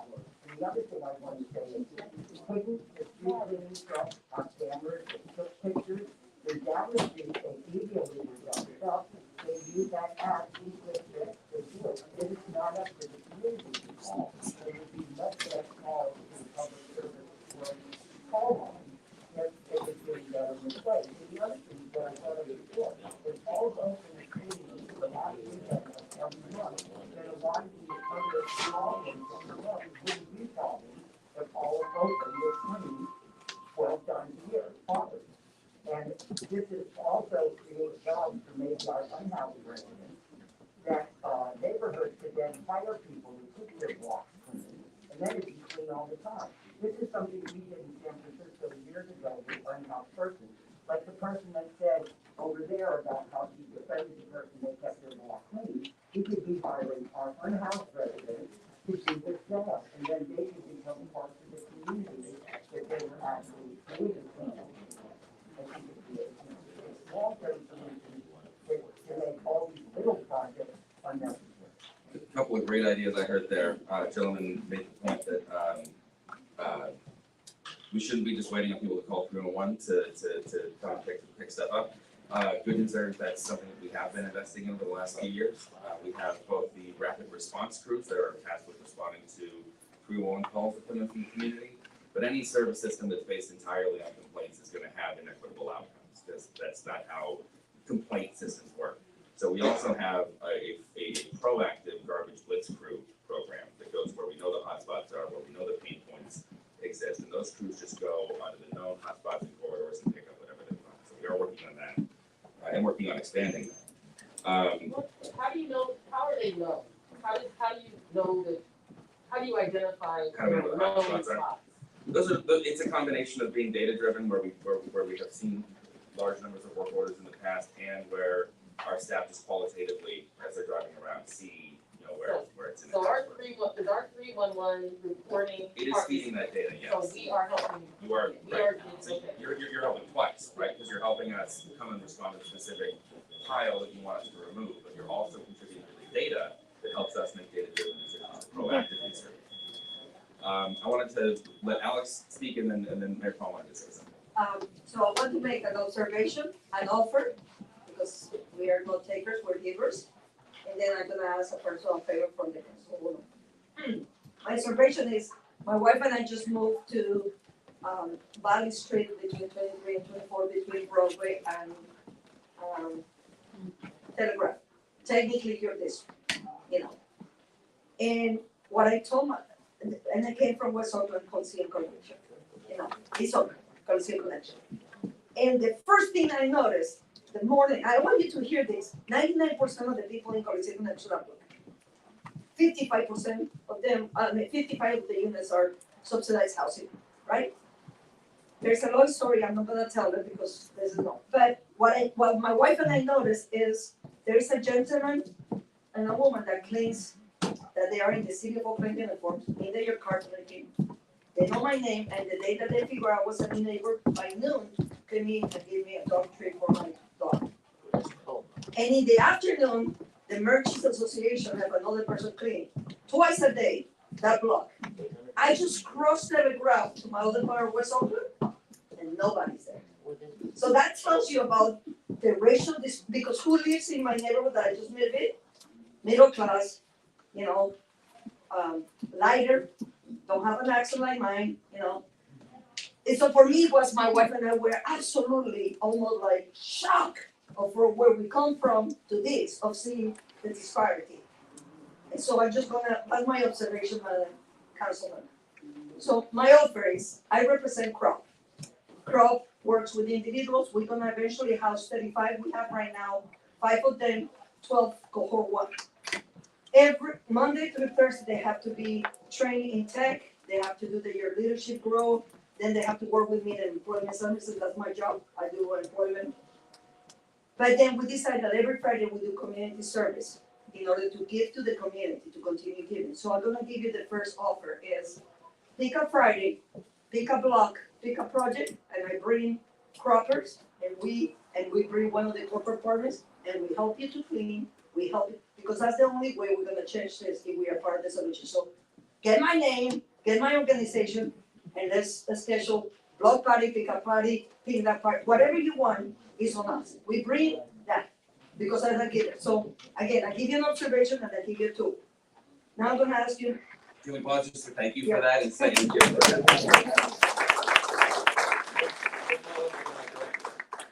It's part of the model. The people who either spend 15 to 20 years in prison, they want their freedom, but they also want to be part of the community, and this is the tool. To be sure that they don't become enemies, public enemies, but actually community assets. I've been trying to get in contact with you for weeks. And when I heard your voice, I was like, is that the Alex that's been calling into the city council meeting with some of the most fire comments that I've ever heard anybody say? So let's connect. I want to make sure that you have my number. I'm just amazed at everything that you've done to self-organize the building where you were living, to advocate for the people who've been displaced from Coliseum Connections. And I just want you to be in my life. So thank you for making that offer and being a part of the solution, because anybody can point out what the problems are. It's really easy to do. It's a lot harder to come up with solutions and stop pointing the finger and stop blaming. I honor you, I recognize that, and I want to grow that. Thank you for this. Thank you. And this is not about me, but at this point, for the first 3 months, I wanted to be sure that the people who needed the most help were secure. And so now, Councilmember, and now you're in your district, and this is my community, so I'm gonna ask you to help me and my wife. I also know you know a lot about housing, so my 3 requests, very brief, is the fair market, and we are non-profit workers, so you know, and my wife is a therapist, you know, so we don't make big money. And because we play fair market, we were left out of the uniform relocation fee. I need you to fight for that, however you can, please. So that's my first request, please help me. I'm $16,000 down with this month. You know, and I didn't qualify for most of the FEMA because my income, even though I don't make that much more, but, so that's my first one. My second one is, I need you to hold accountable the developer, and more than the developer and FBI, the management company, because FBI management hold all their properties in Oakland that they manage. And if they did that in that project, they would do it again in some other ones. So please get curious about FBI management.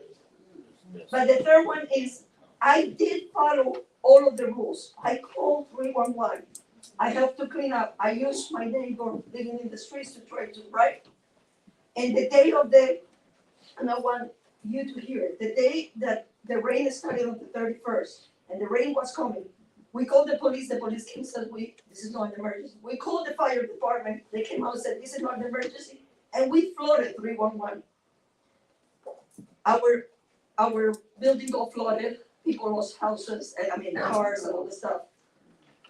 On the first, the water was probably about 3 feet on the streets, and one of your people finally came out and did literally this movement. Boom, and then another one, boom, and then all the water went, because you opened the ways to the bay. What would have happened if you would have responded to the 311 the day before? I tried to find a lawyer to represent us, because nobody wants to represent, because we are a bunch of Black, Latino, and immigrants and poor people. But I want you to understand that the city fell to us. And what I want everybody to hear, the park gave the facility to this developer, county gave the money, the city gave the money, and the state of California gave the money to build this place. And when it's crisis time, nobody wants to take the responsibility. West Oakland is one of the sites that parking lot is determined to see if they can build upon and create a village. I want you to remember what happened, that way we changed the contracts. That way people are held accountable if they receive money from us. And Madam Councilmember, please hold me. Now you are my representative. And our school friend. There you go. That's right.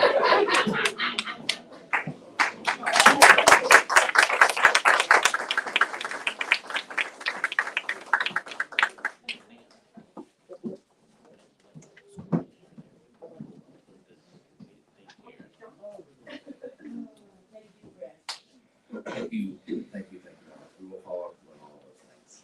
And thank you for your courage in naming that to the Mayor Quinn. Well, I have to say, this is a pretty inspiring meeting. Some of you know that my husband and I, we keep a finger in the open politics, and we try to help our new city leaders, and I do some national work to get Asian voters out in swing districts so we can take back the House and help Biden win. Asians, I spent half my time getting Asian voters in places like Texas, North Carolina, and Georgia, which we won and tripled the Asian vote there. So we take claim for Biden winning.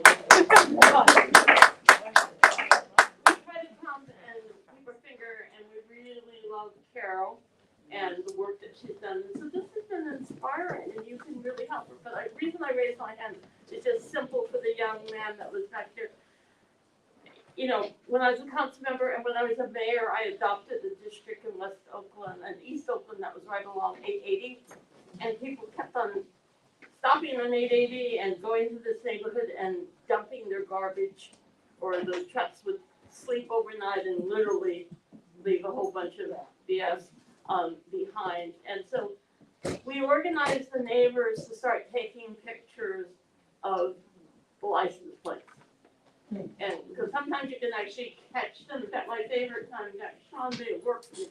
When somebody from Piedmont in the big house put a fancy, literally drove across the Oakland line and threw a couch into one of our beautiful canyons. And Oakland has beautiful canyons and creeks, and threw his couch into the canyon.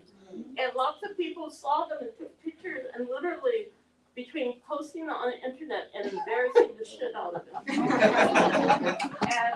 and quite frankly, having the police department and work on it. And I personally have had several contractors who have done garbage in valleys in my East Oakland precinct, etc.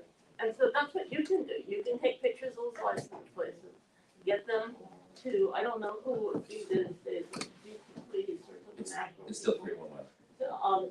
So they can take it up. In some cases, when I was a council member, I actually went after people's licenses because this one guy kept on doing it in this really beautiful canyon that leads to Salsa Creek, which is the last creek in Oakland that has native fish in it. It's like sort of like the canary to let us know how healthy our city is. And that creek, if you've been to Salsa Creek, still has native fish. But the point is, it's what you can do to help them. Anybody can do it. I have this little teenager who used to take pictures every morning before he went to school.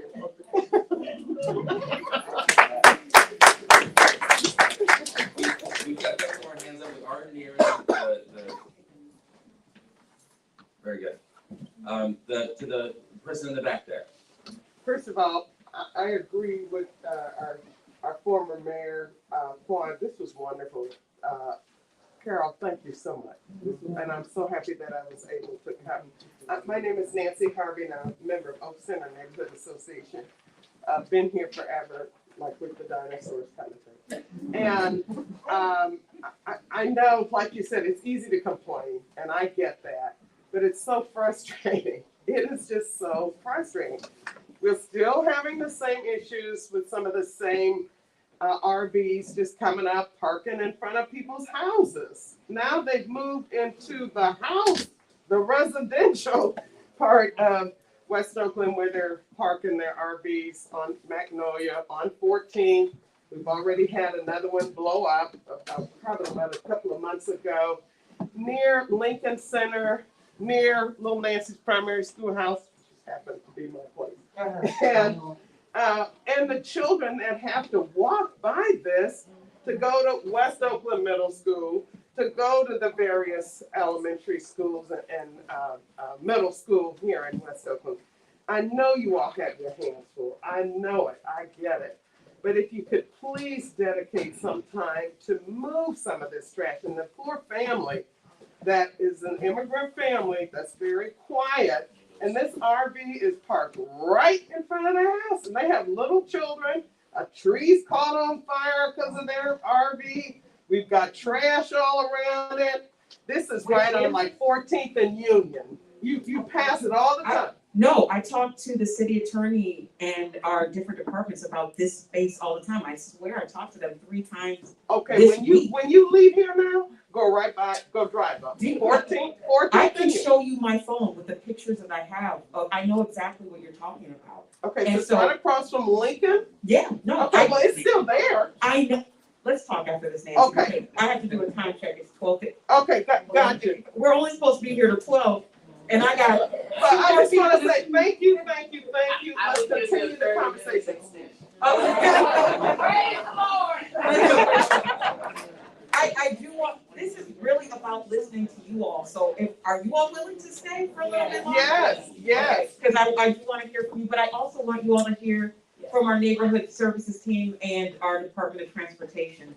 But before we do that, and before anybody else leaves, I want to see a hand raised from because I'm sending this picture to our state representative around getting Caltrans to do more. I'm gonna send her this picture. Is everybody okay with being in the picture? Yeah. I want everybody to raise your hands to say, Assemblymember Miabanta, we need your help. We need to pressure Caltrans to do right by West Oakland. I don't see everybody's hand raised. Yeah, you can go raise your hand over there too, so I can say it. When do we need it? Now.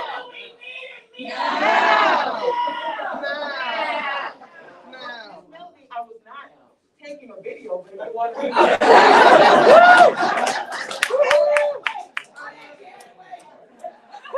Thank you.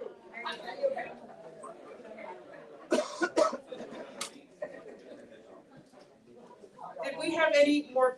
And please make this brief about our Public Works Department. I want to get to the Department of Transportation. It's Department of Transportation, and I have a question for you as well.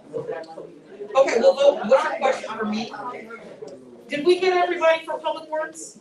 I'm trying to ask a question about the program, safe parking program. The safe parking program. Well, no, about resources. Okay. So if you could keep it to 30 seconds, I would appreciate that, so we can hear from our other departments. Yes. So my Department of Transportation, I have a corner, 31st and Market. It is a strange little corner. It is one where we constantly are having crashes and accidents. I have been putting in requests since August of last year. I have heard nothing. We need additional signage. I had to go and collect those cones from around the city and put tires up to keep people from running into this thing. Also on that same corner, we have an illegal strip club that was put in place. Yes, I got an illegal strip club near my house. No, Valley, yes. Their Instagram is called Dreamcatcher. And I'm trying to tell you right now, these people are not, and so we got, I'm gonna go into it. That's number 2. So if you all can look into this place, I know that I call enforcement, I, at 31st and Market, at 31st and Market. Yeah, like, Right. Old Jim's Burger. Yeah, Old Jim's Burger. And it's an illegal strip club right now. And so, I used to go to Jim's Burger. Yes, sir. but Yes, Ray, sir. we know you ain't been there recently, so that's all right. You're married. But let me say this. I'm full of, okay? I appreciate the macro level work that you're doing and your priorities. They are the things the city needs to be doing. But I also feel like I need to say this, but get full of, I'm not trying to call you out, but I want to say that, you know, there's this walk and chew gum thing. There are a lot of requests that I put into your office, and I have not heard back. I know that there are some other constituents that have some similar complaints. It would be helpful to have context. Data always needs to be in context. So if we are contacting your office, it would be nice to even just know that if you are getting 3,000 calls a day, are you getting to 10% of them? If you are getting 6,000 emails a month, are you, you know, so if you can give us some feedback about your office's response time and where these requests are going, because I have sent in many emails and have not heard repeat, and it is very frustrating. But I also want to give you an opportunity, you know, to be able to really ask your staff, hey, are we having a hard time managing our inboxes? Are we having a hard time managing our, and are we keeping data about how many people we are getting back to, and you know, and how long can people, because even if I was told you are number 550 in line, and I'm gonna stop just because I asked for 30 seconds. Okay, yeah, I guess so. And I wanna be really clear that the city of Oakland has no system to manage constituent requests. We don't have a database, we don't have any of those things, which is why I have this. I have to use paper or a Google Doc form that I create to track the information that's coming into the city of Oakland. I have 5 email addresses, and my city email address has 2 separate inboxes. So I have to figure out what's the focus inbox, what's the other one. The other, it's just, it doesn't, we have, so I'm working on the systems in order to create the reproducible outcome. We have to have the systems, those macro systems that you're talking about, because otherwise it's just everybody's making it up as we go. Right. So I have approximately 5,000 emails come in a week that I have to get through. And so I'm usually going, and this is just my inbox. I also have 3 staff, one staff person dedicated to the entire district for constituent issues. So email is not, and I think I have your cell phone number. Oh, no, I didn't call you yet. Right? Yes. So, not recently, and No, so, or text, so that's why I give people my cell phone number, and I say, email is the worst way to get in contact with me, and if you need something, and you need it, especially if it's urgent, call me. Better yet, text me, because I'm usually in meetings for 10 hours a day, and going from back to back to back issues. So if my job is not to do the everyday granular things, that's what we have our city staff. And if the city staff is not responding or you're not getting the outcomes that you want to see, that is when you text me. I'm a legislator, right? The rest of the city, to have it function, is what they do. And so I write the laws, and they carry out the laws. If this is not working, then you call me or you text me or my staff, and we'll address it. But honestly, email is a rig up, and I think Satan created it. And it is not the best. It's not the best way. But if you want a paper trail, yes, please email me. But text me and say, Councilmember Fife, I just emailed you. Can you please check it out? That's the best way to get a response. Why doesn't it have phone numbers on your council website instead of just email? No phone numbers. I'm pretty sure it's Gone. They're all gone.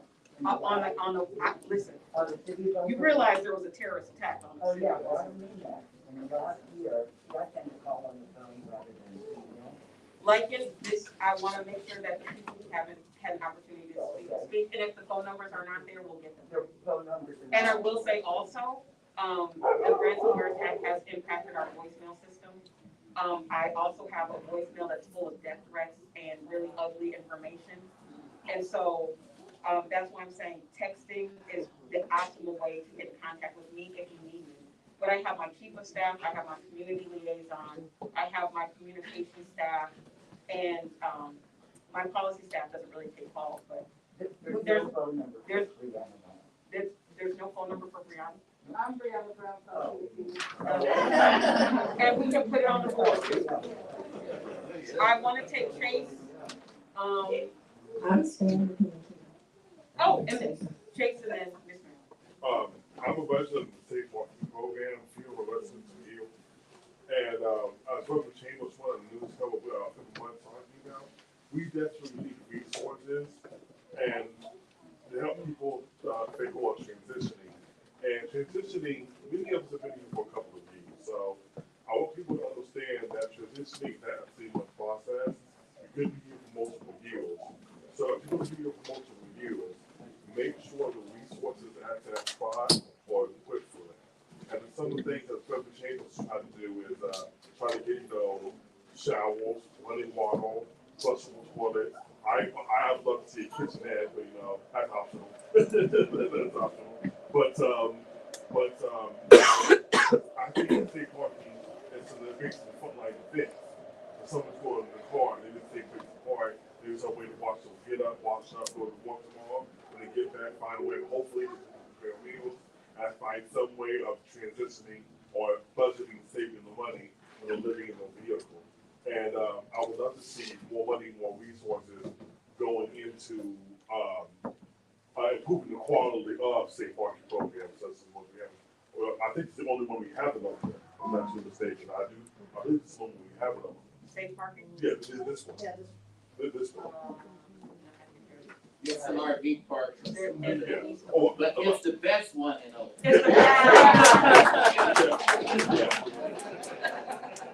Yeah. But but generally speaking, for people who are transitional living in cars, not living in RVs, living in compact cars, small size vans, and cars, as a way to help them transition out of homeless. Showers, places to hopefully cook meals. I would love that. Showers, flushing toilets, running water. Basic infrastructure for that. It's such a large group of people that have that. So when you get up in the morning, you don't have to go halfway across town like I do, take a shower. Yes, you go to work and come back. I would love to see that become the standard. That become the standard within these programs. When the case is located across the city, we can set a new standard for everybody. Thank you for sharing. And just to complete that real quick, we have a historical jail built 1896 back there. They used to lock up black people.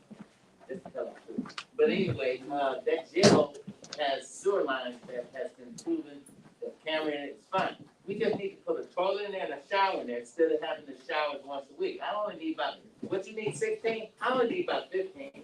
And so $30,000 today, if we could get that on the table, would make a lot of things go forward. No, seriously, a shower and a toilet in there gives these 30 people that park a night more access instead of the porta pot that you pay for. Thank you for that. And the weekly shower truck, we can install a shower. That shower truck cost me $700 a week to come here. All right, but we pay for it so people can shower once a week. But having another $15,000, we can install a shower in that historical jail, which reminds us we want to be free. We want to loose the shackles and go about our business to grow and develop and thrive as citizens. And a shower goes. Come on, somebody, a shower goes a long way. That's just about a $15,000 cost that really goes a long way for us. All right? Thank you, Chase. I agree with everything that Pastor Chambers has said and this gentleman here. Those things are definitely needed so that people can become self-sufficient, can feel like human beings. Another issue that I wanted to bring up is the RVs that are parked all around Ramondi Park. Ramondi Park is one of the 4 parks that I fought 7 years to get renovated. Children have to come and see all that blight completely around a city park. That cannot be. That needs to be removed immediately. And I mean it. How dare, you know, people come from everywhere and bring their RVs and then they are lodged around a public park that we fought for 7 years to get renovated so that children can play soccer, they can play baseball, they can play football, 3 sports in that one park. Miniature Now, golf. there's a notice put up, I don't know if the city put it up or who, but there's supposed to be a cleaning of Wood Street finally. Now, where are those RVs gonna go? Are they gonna go in the neighborhoods? We need to find a place for those RVs to go immediately. Where's the Oakland Army base? Thank you, hello, you know, don't have me go ballistic. Because I will. Miss Marilyn, 7 years working on 4 I parks. hear you, I hear you. And I just want to let everyone know, if I haven't made it clear, that I am fighting for an answer to homelessness. I am pushing in ways that haven't been pushed before, and I'm getting a lot of pushback on that. So, Have outlawed RVs. I talked to some people in the. you don't, They are from Miss San Marilyn, Francisco I'm and clear on everywhere. that, I'm clear on that. But this is an entrenched issue that was an issue way before I came and got to this seat. So let's be clear that this is a fight that has to go to the Supreme Court because there are laws at the Supreme Court level that don't allow or have the city attorney in a space where they feel that their hands are tied. So I need the folks to organize with me. We're the and last, we're the last. All the other I'm clear on what the issues are. I'm clear on what the issues are. And homelessness is not just an issue in the city of Oakland. It is an issue throughout the state of California. And a lot of people are coming to California. And so, no, that's just not the case. That is not the case. There are RVs, I drive all over the bay, and something is happening here, absolutely. But we have to be really clear, and you all need to know, once again, that is my primary fight to get people housed and to get this problem under control. And it is much bigger than a city council person. And if I'm doing it by myself, I am not going to win. I need people to get. I know Thank you for everything you've So, done. it's fine. I just want you all to know that. Like when I was fighting to utilize the Army base, to get the Army base greened up, that I broke down in council about that issue. Y'all were there, some of y'all were there, y'all saw that. And then what you all are experiencing, that is not even my district. I've been working with Coliseum Connections folks, trying to get attention to this issue. It really feels like, even though we declare homelessness a crisis at every council meeting, there is not a level of urgency that will meet us where we are. And that tells me that this is a problem up at the top. There are people who are wealthy that are untouched. There are public officials that are receiving campaign contributions and other perks from allowing conditions to persist.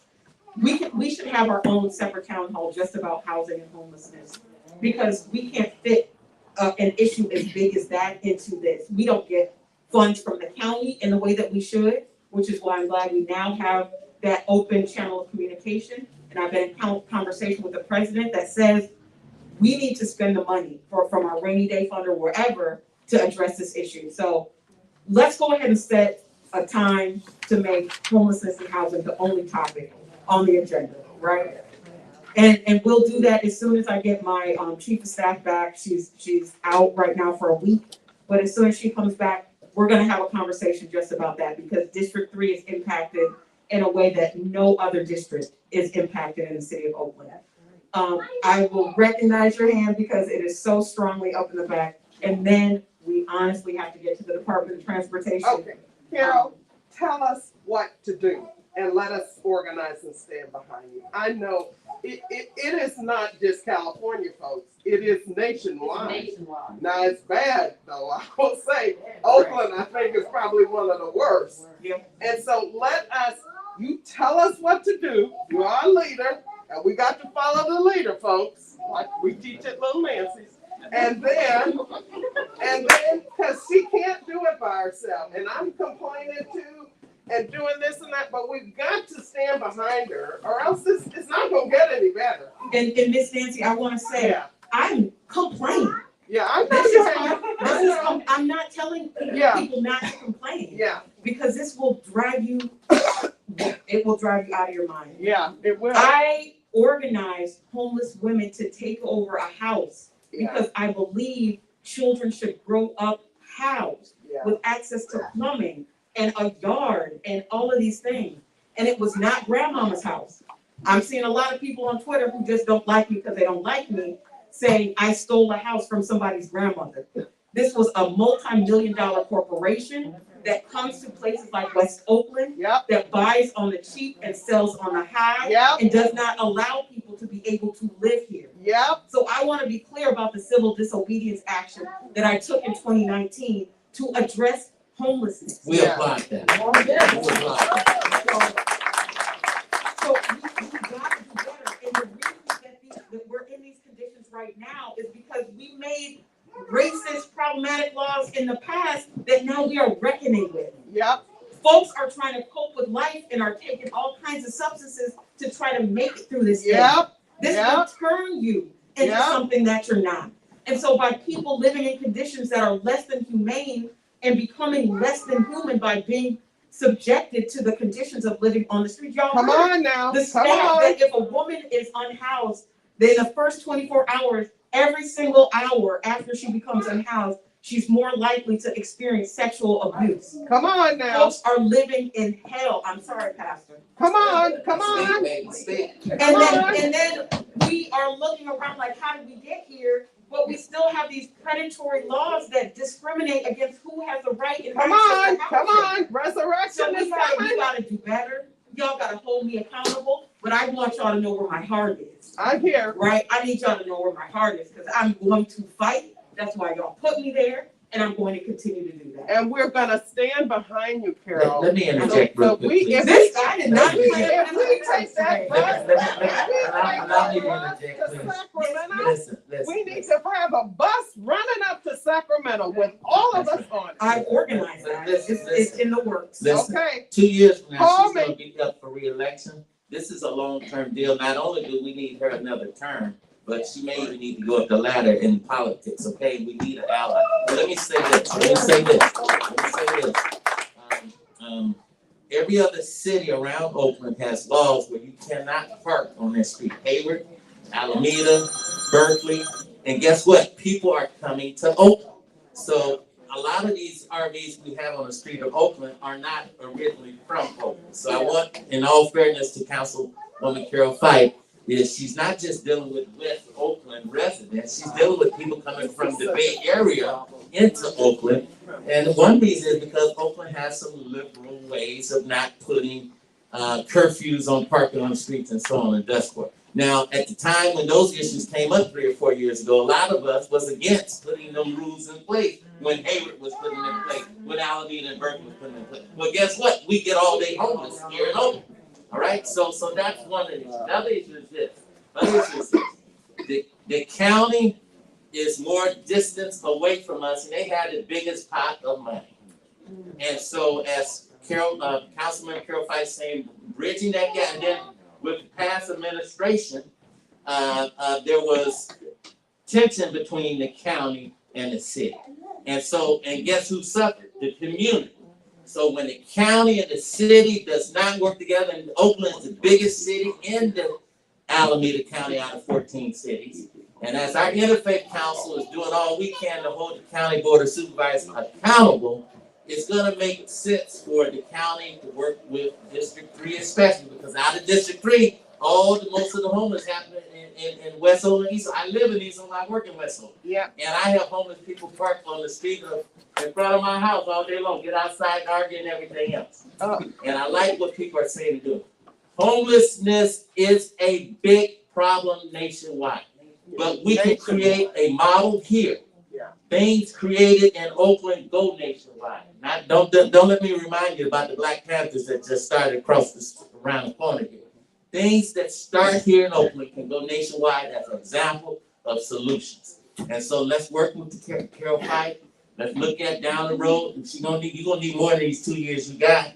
And I'm already stating that publicly, I'm behind her 100%, but at the same time, we wanna hold her accountable and Brianna accountable, because you on the team too. And that responsiveness is different. I get 3,000 emails a day, so it's hard to deal with it. But the personal relationship and work together is what happens, and we're here to open up anytime you guys want to come here and meet. And I would love to host that homeless solution conversation here. I'm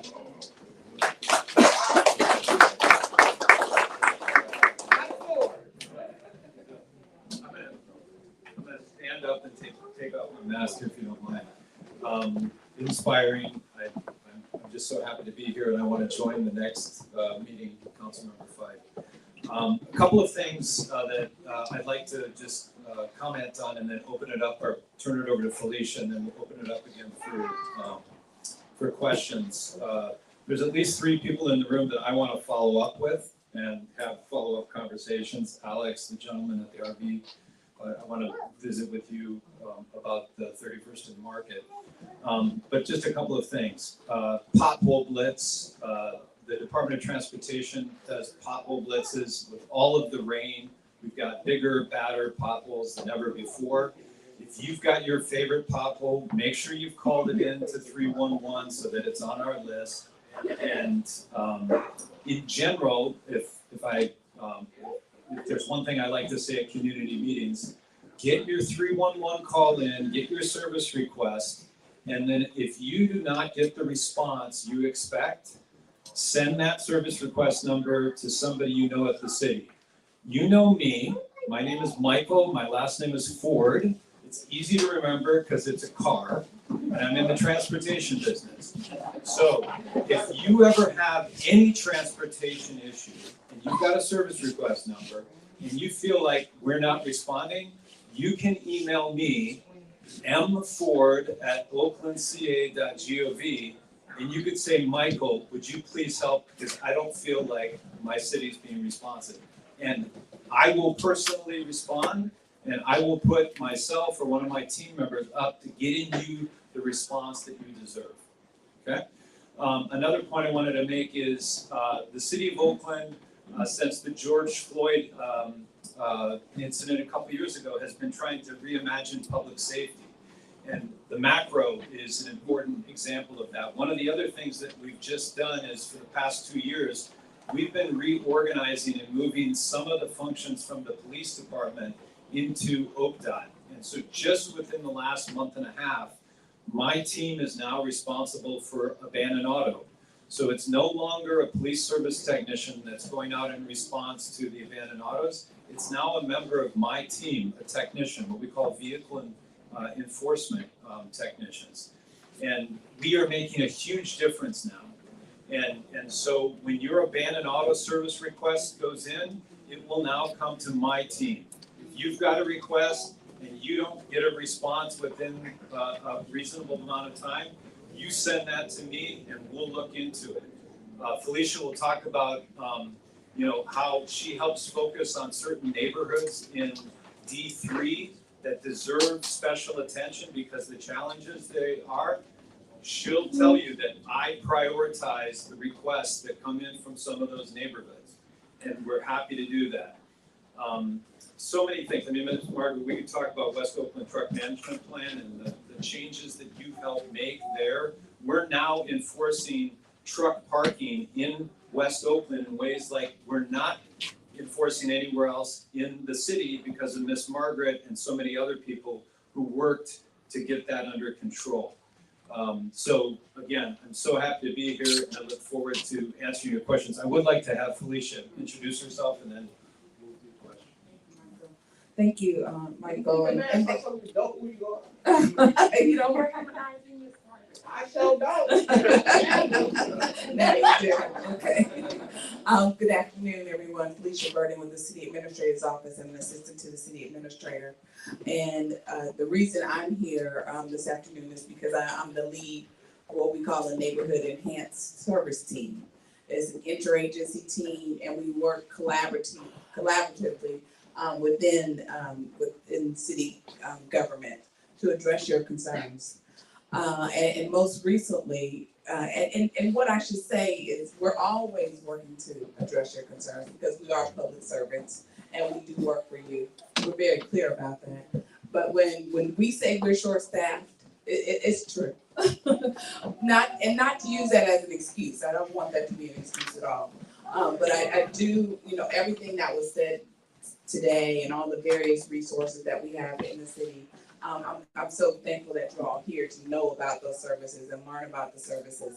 And please share them with your neighbors and your friends, your colleagues, because I think often people don't know about all the resources that are available to them, like Macro and calling 311.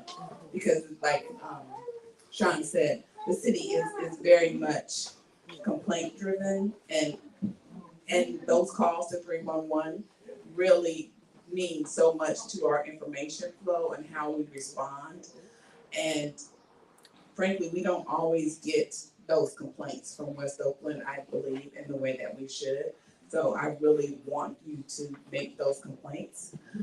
One of the things that I did ask Michael to talk about was the pothole blitz. I think maybe he may have forgotten. But as I was driving into West Oakland, I saw all the potholes and I see them all over the city. So please report those potholes because we don't know that they're there if you don't report them. We don't know where every pothole is. They need to go into the 311 database, and the city will be filling potholes this spring and summer. Is that correct? Yeah. Yes, multiple times for the blitz. So please report the potholes. And I know my tire was just flattened because I ran into a pothole, so it's an expense. Not yet. That was actually in Berkeley. It was, but it's so important to report them. Is my point. So the work that the NEST team is doing currently, because we can't work on every single thing. So right now we're prioritizing 7th Street, and we're working with 7th Street Thrives. It's an initiative that's being funded in part by, I think I funded through LISC, which is the Local Improvement Support Corporation. I believe that's what it's called. So the merchants and the nonprofits along 7th Street have prioritized the lighting. So we're working to address the lighting, the archway, the dancing lights. We want to get those restored. So we've been working closely on that project.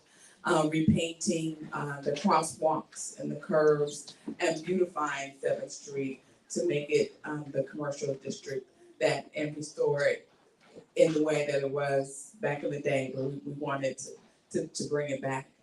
And we're gonna be, and other projects that are escalated. I heard Ramonde Park today. I'm really keen, and as we all are on our parks and making sure our parks are places for the community, for our sports, for our children, because we know that this is the prevention work. If our children can use the parks, then hopefully, and benefit from the resources at our parks, they won't get engaged into other activities. We want to make sure our parks are places for young people to come. So moving the RVs, that's gonna be a longer term project, but we'll be working closely with DOT, Department of Transportation, with the homeless, the EMT, the encampment management team, and with the Oakland Police Department on Ramonde as well. We'll raise that as a project that we need to work on. In addition to Caltrans, I drive along 980, Brush and Castro, and I see the encampments and the trash and everything that's there. And we do have Joe DeVries, which I think many of you may have heard that name, Joe DeVries. He's Deputy City Administrator, and he has a Caltrans working group. And so I will remind him that the 980 corridor and the trash, we want to see that. The community is requesting to have that addressed again and again and again as many times as it needs to, because we have these other, as Councilmember Fife and all of you have said, the unhoused community, until we get housing for everyone, these are just going to be ongoing issues that we need to work on and continually address. Because really, that is ultimately the goal: is that everyone deserves the right to be housed.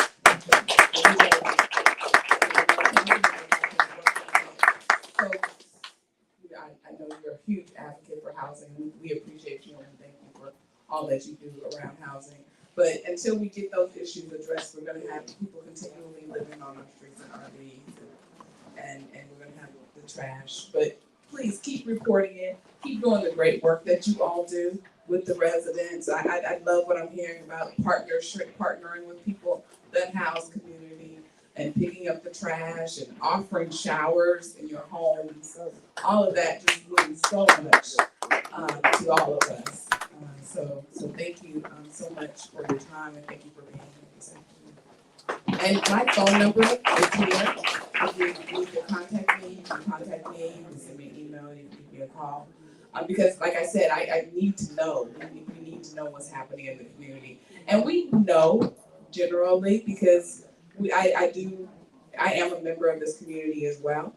I don't currently live in West Oakland, but I have lived in West Oakland and we all care tremendously. It's just very challenging and some of these projects are very long term and advocating to get with the state and the federal government to get additional resources to Oakland.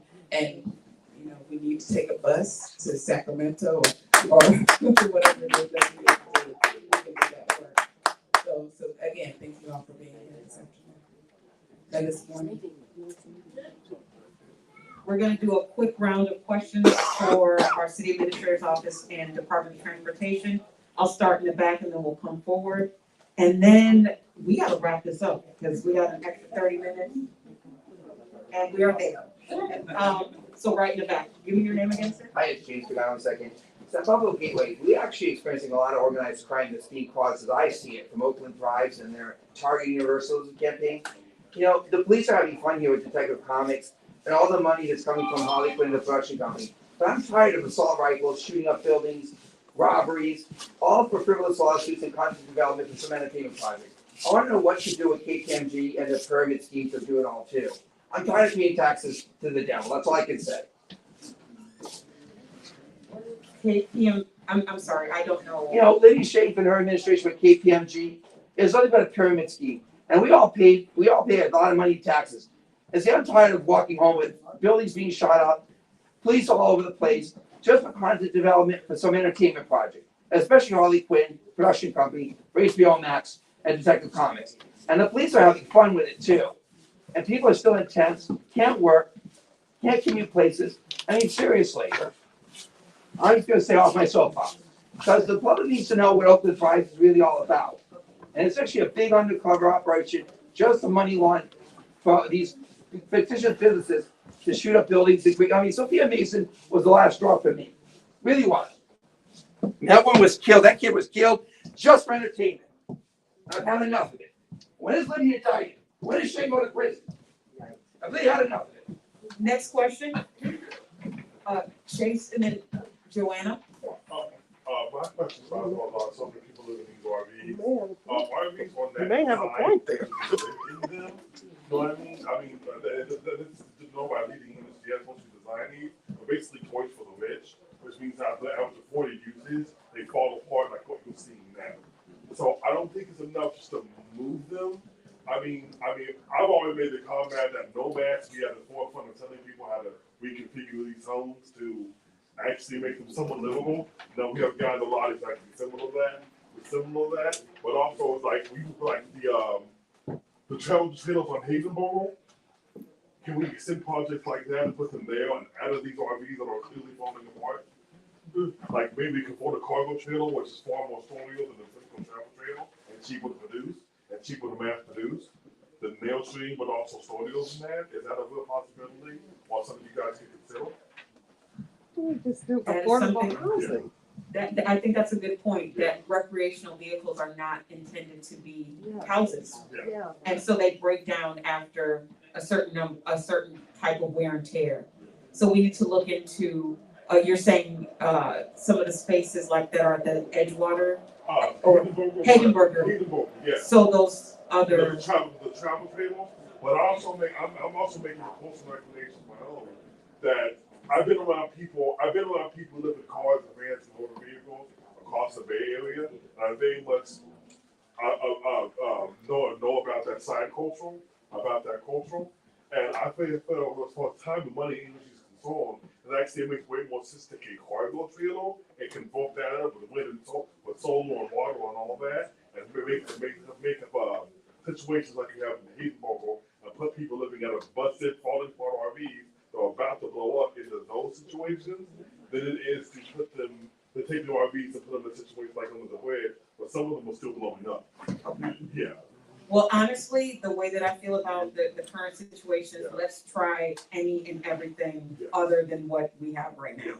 So I will definitely, that's something I've talked to the governor's office about as well. Honestly, I'm not saying the political will to do anything other than give one-time grants or. Those were donated out. Yeah, and they were. They were donated. So let's have further conversation and let's make an agenda for what that homelessness and unsheltered town hall will entail so we can get some real results and some real action. But thank you for your voice on that. Joanna and then Mike. Hi, I'm Joanna. I live in District 3 in the Uptown area. And I wanted to ask about the 980 in particular. I mean, I know that, 980 is entirely within District 3, right? And I know that the Reconnected Communities program, they just awarded $100,000 something to look into the removal of 980. And I don't know how much support there is for that in this room, but I just wanted to know what is going on with that, how can we advocate for it, how can, and I think the 980 needs to be removed. I think it can be replaced with housing, commerce, public transit. I support building a walkable Oakland, and I just want to know where we are with that. Like, how can we do more? And I think it's Yeah, just real quickly, I'm very much aware of the project. I haven't worked closely enough to comment on the latest or anything like that, but I think it is one of the most interesting, very significant opportunities for West Oakland. So I'd be happy to do whatever I could going forward to support that. And I've met with organizations who are a part of that project. Someone asked me to stop while I'm talking. To cap 980, right? Because when it was created, it cut off West Oakland from the rest of the city. And so it took out all of those things that created a huge just barrier for the community that was currently living in that space. And there's so many downsides to that. So there is an effort right now to redesign what it would look like to cap 980 and to build housing and to do all of those things and have it more walkable and bikeable and to reconnect West Oakland with the rest of the city. It is something that I initially have supported. I need to know the details because the devil is always in the details about how that would be done. It is going to cost a great deal of funds. But it is something that we will definitely keep the community abreast of as things move forward. They're just in a study phase of what it would take right now. And it is a long-term project, but it is something, just based on what I've been presented to date, it's something I deeply support because the number of housing units that we would be able to add and once again, reconnect West Oakland with the rest of the city, all of the different things that could be beneficial, I think would be a benefit to Oakland. But once again, I was first introduced to the concept by our Department of the City Administrator's Office 2 years ago. And the organization that was doing the study had just started, and so I haven't been updated, but I will get that information. We'll work with Mr. Ford on that and put out something so you can be kept abreast of what's moving. It sounds like you may know already. I mean, I guess my main concern is that as they're starting these studies, they have this $680,000 that they're having the community give their input early on, so that they don't makes a big plan and it doesn't really fit. A plan with our wouldn't move vision. forward Right. without the Yeah. input of the city Yeah. council. And so you're requesting right now that while they're in the planning phase, that they get community input. If we could help organize that. Absolutely. That, Absolutely. It's just a huge opportunity for West Oakland and, connecting to downtown Oakland to, create prosperity. Yes. I guess I don't know about everyone else, but I think Oakland can be the best city in the world. Hello. We have the best weather, we already have the best weather, location, we have the ocean, we have everything, and I'm really looking for projects to support that will help us get there. Yes, I agree. Thank you for saying that, Joanne. Next we have Karen. Hi, I'm at 16th and West in West Oakland. Been there since 1984. I've been an Oakland resident for 60 years, 64 years. So I'm concerned that that little pocket of area is kind of being overlooked. There's a park called Morrison Campbell Park, right on 16th and 17th. And there's Tip Academy School. Yeah. And Bridge Academy, which I hear they are going to close. And I'm really concerned about that. There was a statement put out that it's gonna be parceled off and you have a chance to comment about it and all that. It was posted, so I would like to see what is really happening in that area. And I'm really, there's a speeding problem. I did go to the Department of Transportation, finally heard back, and Brianna is assisting me now. I'm really thankful for that because I'm right on the corner and we've been hit 7 times. And they fly through the stop sign doing 67 miles an hour. And I've been hit in the last 2 months, November and February. And so it's just really a dangerous area. We've got the kids crossing streets and trying to get to school. Since I lived there, we had one child killed, one child hit by a car, a dog killed in the crosswalk with his owner. So, and it's just escalating. So I really want to have street bumps and a 4-way stop sign. And I don't want to petition for it again. I've had to. So Karen, we hear you, and I've talked to several teachers and people who live around that area. It is on our radar. Michael, did you want to say anything about that corridor? I don't have specifics, but I'm writing it down and I'll follow up with Karen to make sure I get to the right people. So we will definitely, it is on all of our radars. And so I'm gonna see. We'll follow up with you. That is a priority for me as well. And one last thing, can you add a little help into the next town hall with homelessness? And that's a huge component of some of the folks that are homeless. That's right. So in our next town hall, instead of the city of Oakland, I will have County of Alameda staff here to help. That's a great. And I've tried to get Caltrans on a couple events and it's really challenging, but I will work on that as well. And yeah, we'll check on the park as well. Thank you for that. I love y'all. Thank you. Thank you. Nicole, and then just really quickly, okay.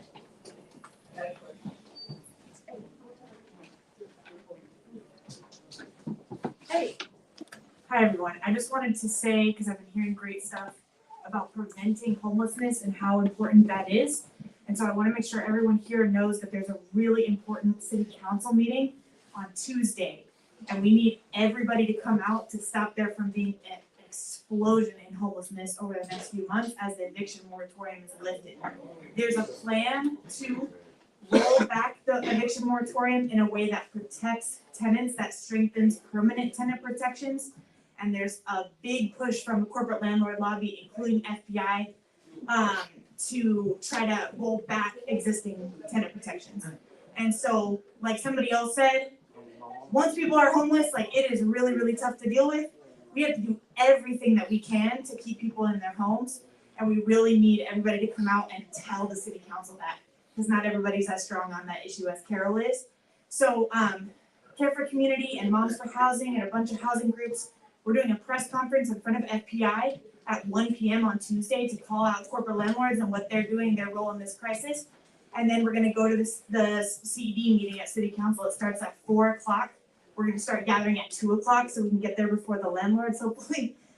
So please come out. You can see the info on Care for Community, social media, and on Month for Housing social media, and we'd love to see you out there. And I just want to add that there is an effort that is afoot to create this climate of fighting between tenants and landlords. There are people that are literally stoking anger and hatred. And there's a lot of people who are hurting right now. Some people own property, some people rent property. There are still impacts that people are feeling from COVID. I want you all to go into this meeting and all the future council meetings, not with an air of wanting to fight someone, because it's literally almost turned into physical fights. This has no place in civil discourse. This is no place in democracy. Yes, people have a right to be angry, absolutely, but threatening people's lives, physically assaulting someone, and even some of the language that's coming out of these issues right now is not helping anybody. It is not. So when we show up, I listen to everybody. I don't care what your position is. I don't care if you don't like me, if you hate me, even if whatever, I will listen to you, because I feel like if you're screaming, you're hurting. And so I want to get to the bottom of it to see if there's an area where I can help or not. But I'm always transparent and straight up, and will listen. You don't gotta like me. My mama taught me that. But we will figure out a way to have conversations so we can make Oakland the place that it deserves to be. I just want to say that, because if somebody is telling you and trying to gas you up to be angry and want to get in somebody's face, don't fall for it.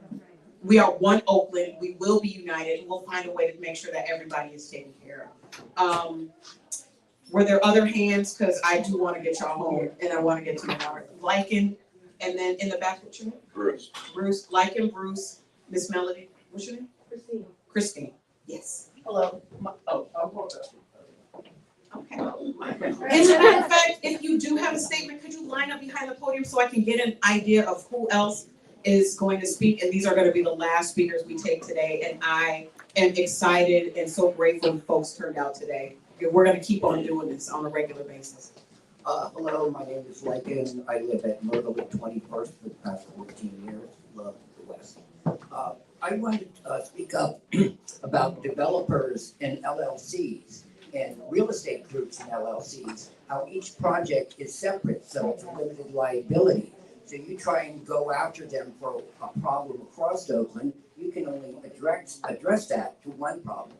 And we had a big issue in our neighborhood with Danny Hager LLC, 1919 Market Street, where the city allowed, because they claimed it was forklift, to only provide 30 parking spaces. Well, now the building has 200 tenants. Most of them are couples with 2 cars. It's created a parking nightmare in our neighborhood. So I'd like to bring that up, and I'd like to see that really addressed. Another business, and this is both the Public Works and maybe things, is the business that's called Harold's Auto Body, that's at Market at 21st. This is owned by the people that own the corner grocery store. Right along Markets, what they do is they go to the junkyards and they tow vehicles back, and you can tell they're from the junkyard sales because of the numbers. There are no license plates. They're never towed. They are parked on Market Street with their tow trucks that have no license plates on them. They regularly bring cars from these junkyards, park them out on 21st Street. They tear the cars apart. Eventually, I think there's been over 24 cars towed that we requested towed from that corner. This is costing all of us money, but this is a business that's doing this. When we approached the business and asked them as neighbors to please stop doing this, they threatened our lives. When we called the police about this, the police told us it was our word against their word. So this has been going on. Oh, then they had a vacant lot that they were stowing cars in. When we complained about that, the city did nothing. Then they had a big RV in there, and it became a chop shop, and they were dumping like toxic chemicals down the storm drains. We complained about that. 4 years later, finally, someone from the city attorney's office, I forgot what his last name is, stood up and did something, but they gave them my number, and then these people threatened my life again. So I would, you know, a lot of times when I'm making reports to the city, I won't give my phone number or name anymore.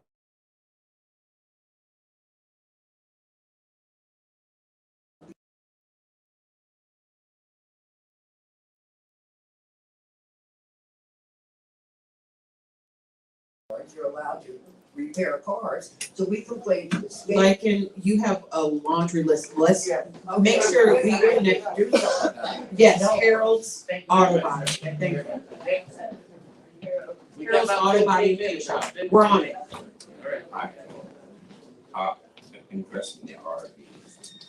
Like, we have to have our cars registered and so forth. It seems like there's no laws concerning them at all. When I drive down certain streets, I can't see stop signs because the RVs are near the corner. And they seem to have fires all the time. That impacts the fire department, Red Cross. I mean, all these, there's a lot of funds flowing because of all these illegal RVs parked all over the place. The other situation is you're talking about you doing some beautification on 7th Street. I went to bring it to attention that around the BART station, that's also a commercial overlay going from around 5th Street coming completely around the BART station. So I wish you guys had kind of considered that as well. The final thing is, I had a truck, I was in a truck out on 34th Avenue. Someone stole my truck. Within 3 weeks, they said that it was sold. It was picked up by whatever department. We see trucks and vehicles in West Oakland parked for months and months. My vehicle stolen off from my home. Then it was taken someplace else. And I guess you guys were shut down. We're trying to get to the police department records and all this other stuff. And by the time they went through all that, they said, oh, it's already been sold. 3 weeks. From the time it was stolen to the time it was supposedly sold by Oakland. So that's what my. Thank you.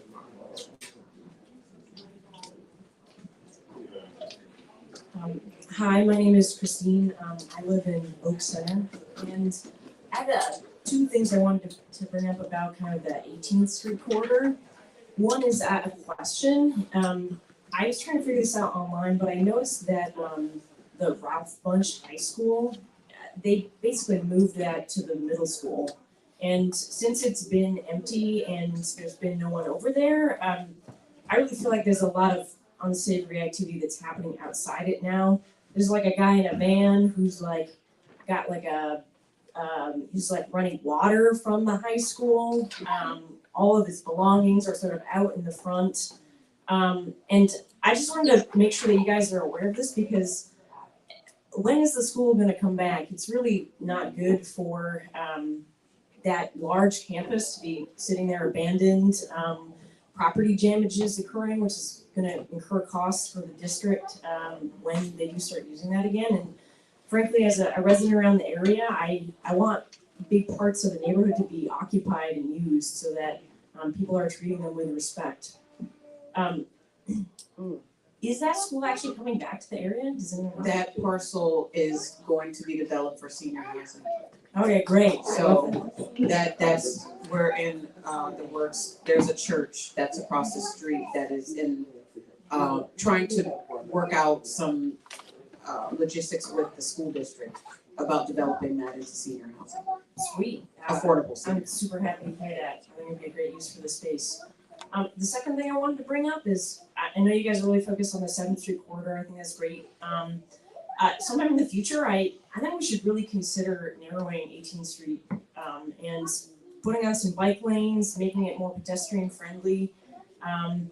I walk regularly from Oak Center to the businesses over on Center Street and Mandela Parkway, and frankly, it's like very unpleasant and sometimes dangerous. Like the sidewalks are often blocked.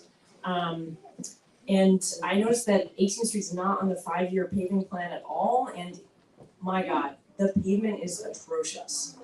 There's like like caves in terms of potholes on that street for several blocks, and it doesn't really seem like it needs to be that big. It's a massive street, and I want to be able to walk across the street to the market there and not feel like I'm playing Frogger with like people speeding down the street. Thank you. One of the things that's been brought to my attention by the school and some of the residents that live in that area is the need for increased pedestrian safety. And so that's what I've notified the Department of Transportation about. Brianna has been working with them as well. So 18th Street is on our radar. It is not on the repaving plan, but I am inquiring with the department on ways we can make it safer. Through my new transportation cabinet, which was amazing. We met for the first time this week, I think. And so that is on our radar. Thank you for that. Thank you. Ms. Miller. I was thinking about that, blink, it just came to mind about blinking, those blinking lights, when you push that button, it blinks. I know that's up and down Broadway. Yeah, can we, this is not part of my two questions though, but when she brought that up, can we do something like that? I don't think blinking lights are enough because sometimes people are just wild. Okay, we're not going So go to your two questions, yes ma'am. One is, on the asphalt. What type of grading do you use, grading of asphalt? Because I know a lot of people use cheaper things to get stuff done. Yeah. Now, I can't believe that they just did an asphalt special on 7th Street, this about 2 years ago. And that they got holes in it already, so what type of grade? Can we have an oversight, people, to see what type of grade of asphalt you use? You know, you may pay somebody $100 and they use a $25 kind of grade of asphalt. Yeah. So we need an oversight. We'll look into that, and I'm trying to get all the questions before Okay, that's my everybody. first one. What grade of asphalt does the city of Oakland Right, use? and then the second one, I hate to bust you guys up. No problem. But on this 980, I was one of the people that got displaced. Okay, I ain't tripping, I was a young girl, but it was what's called a fancy house, 3 floors to it. Victoria.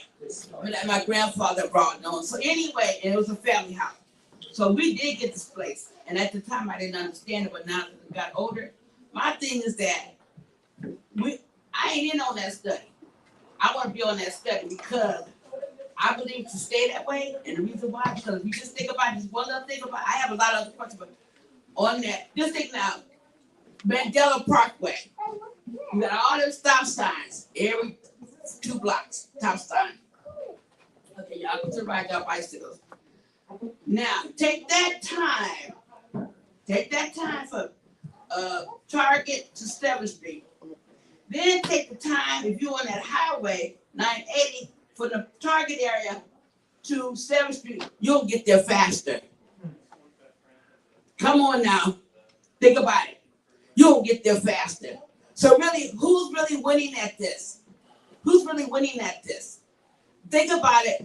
You're gonna get there. What's the question? I was talking about, okay, this is one of the questions. If I was in the committee, I would ask them, why you take away, the 980 is very important for us to use it. So Concord, you just keep on going. Not necessarily, but we will have that. But, now, yeah. There have been studies to show that it is not essential.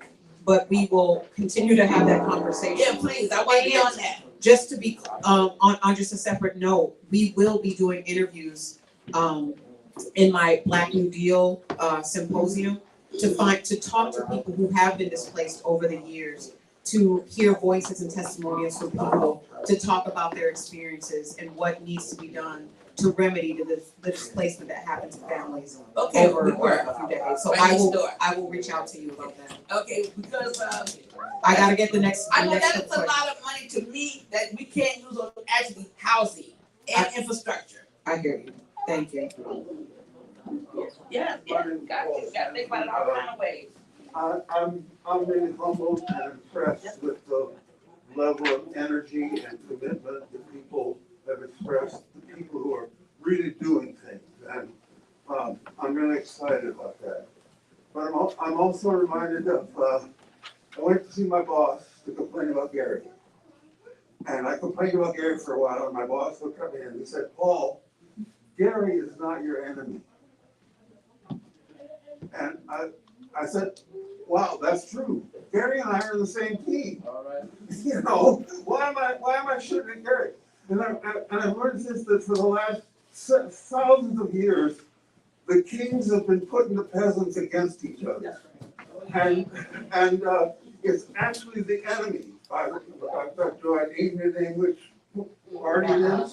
But the enemy, the billionaires, have think tanks to find out how to split us apart, how to put one group of people against another group of people. And so I feel for the homeless people, and I feel for the people who have to live across the street from them. And, you know, and we've got to keep that in mind, that they're all residents of Oakland.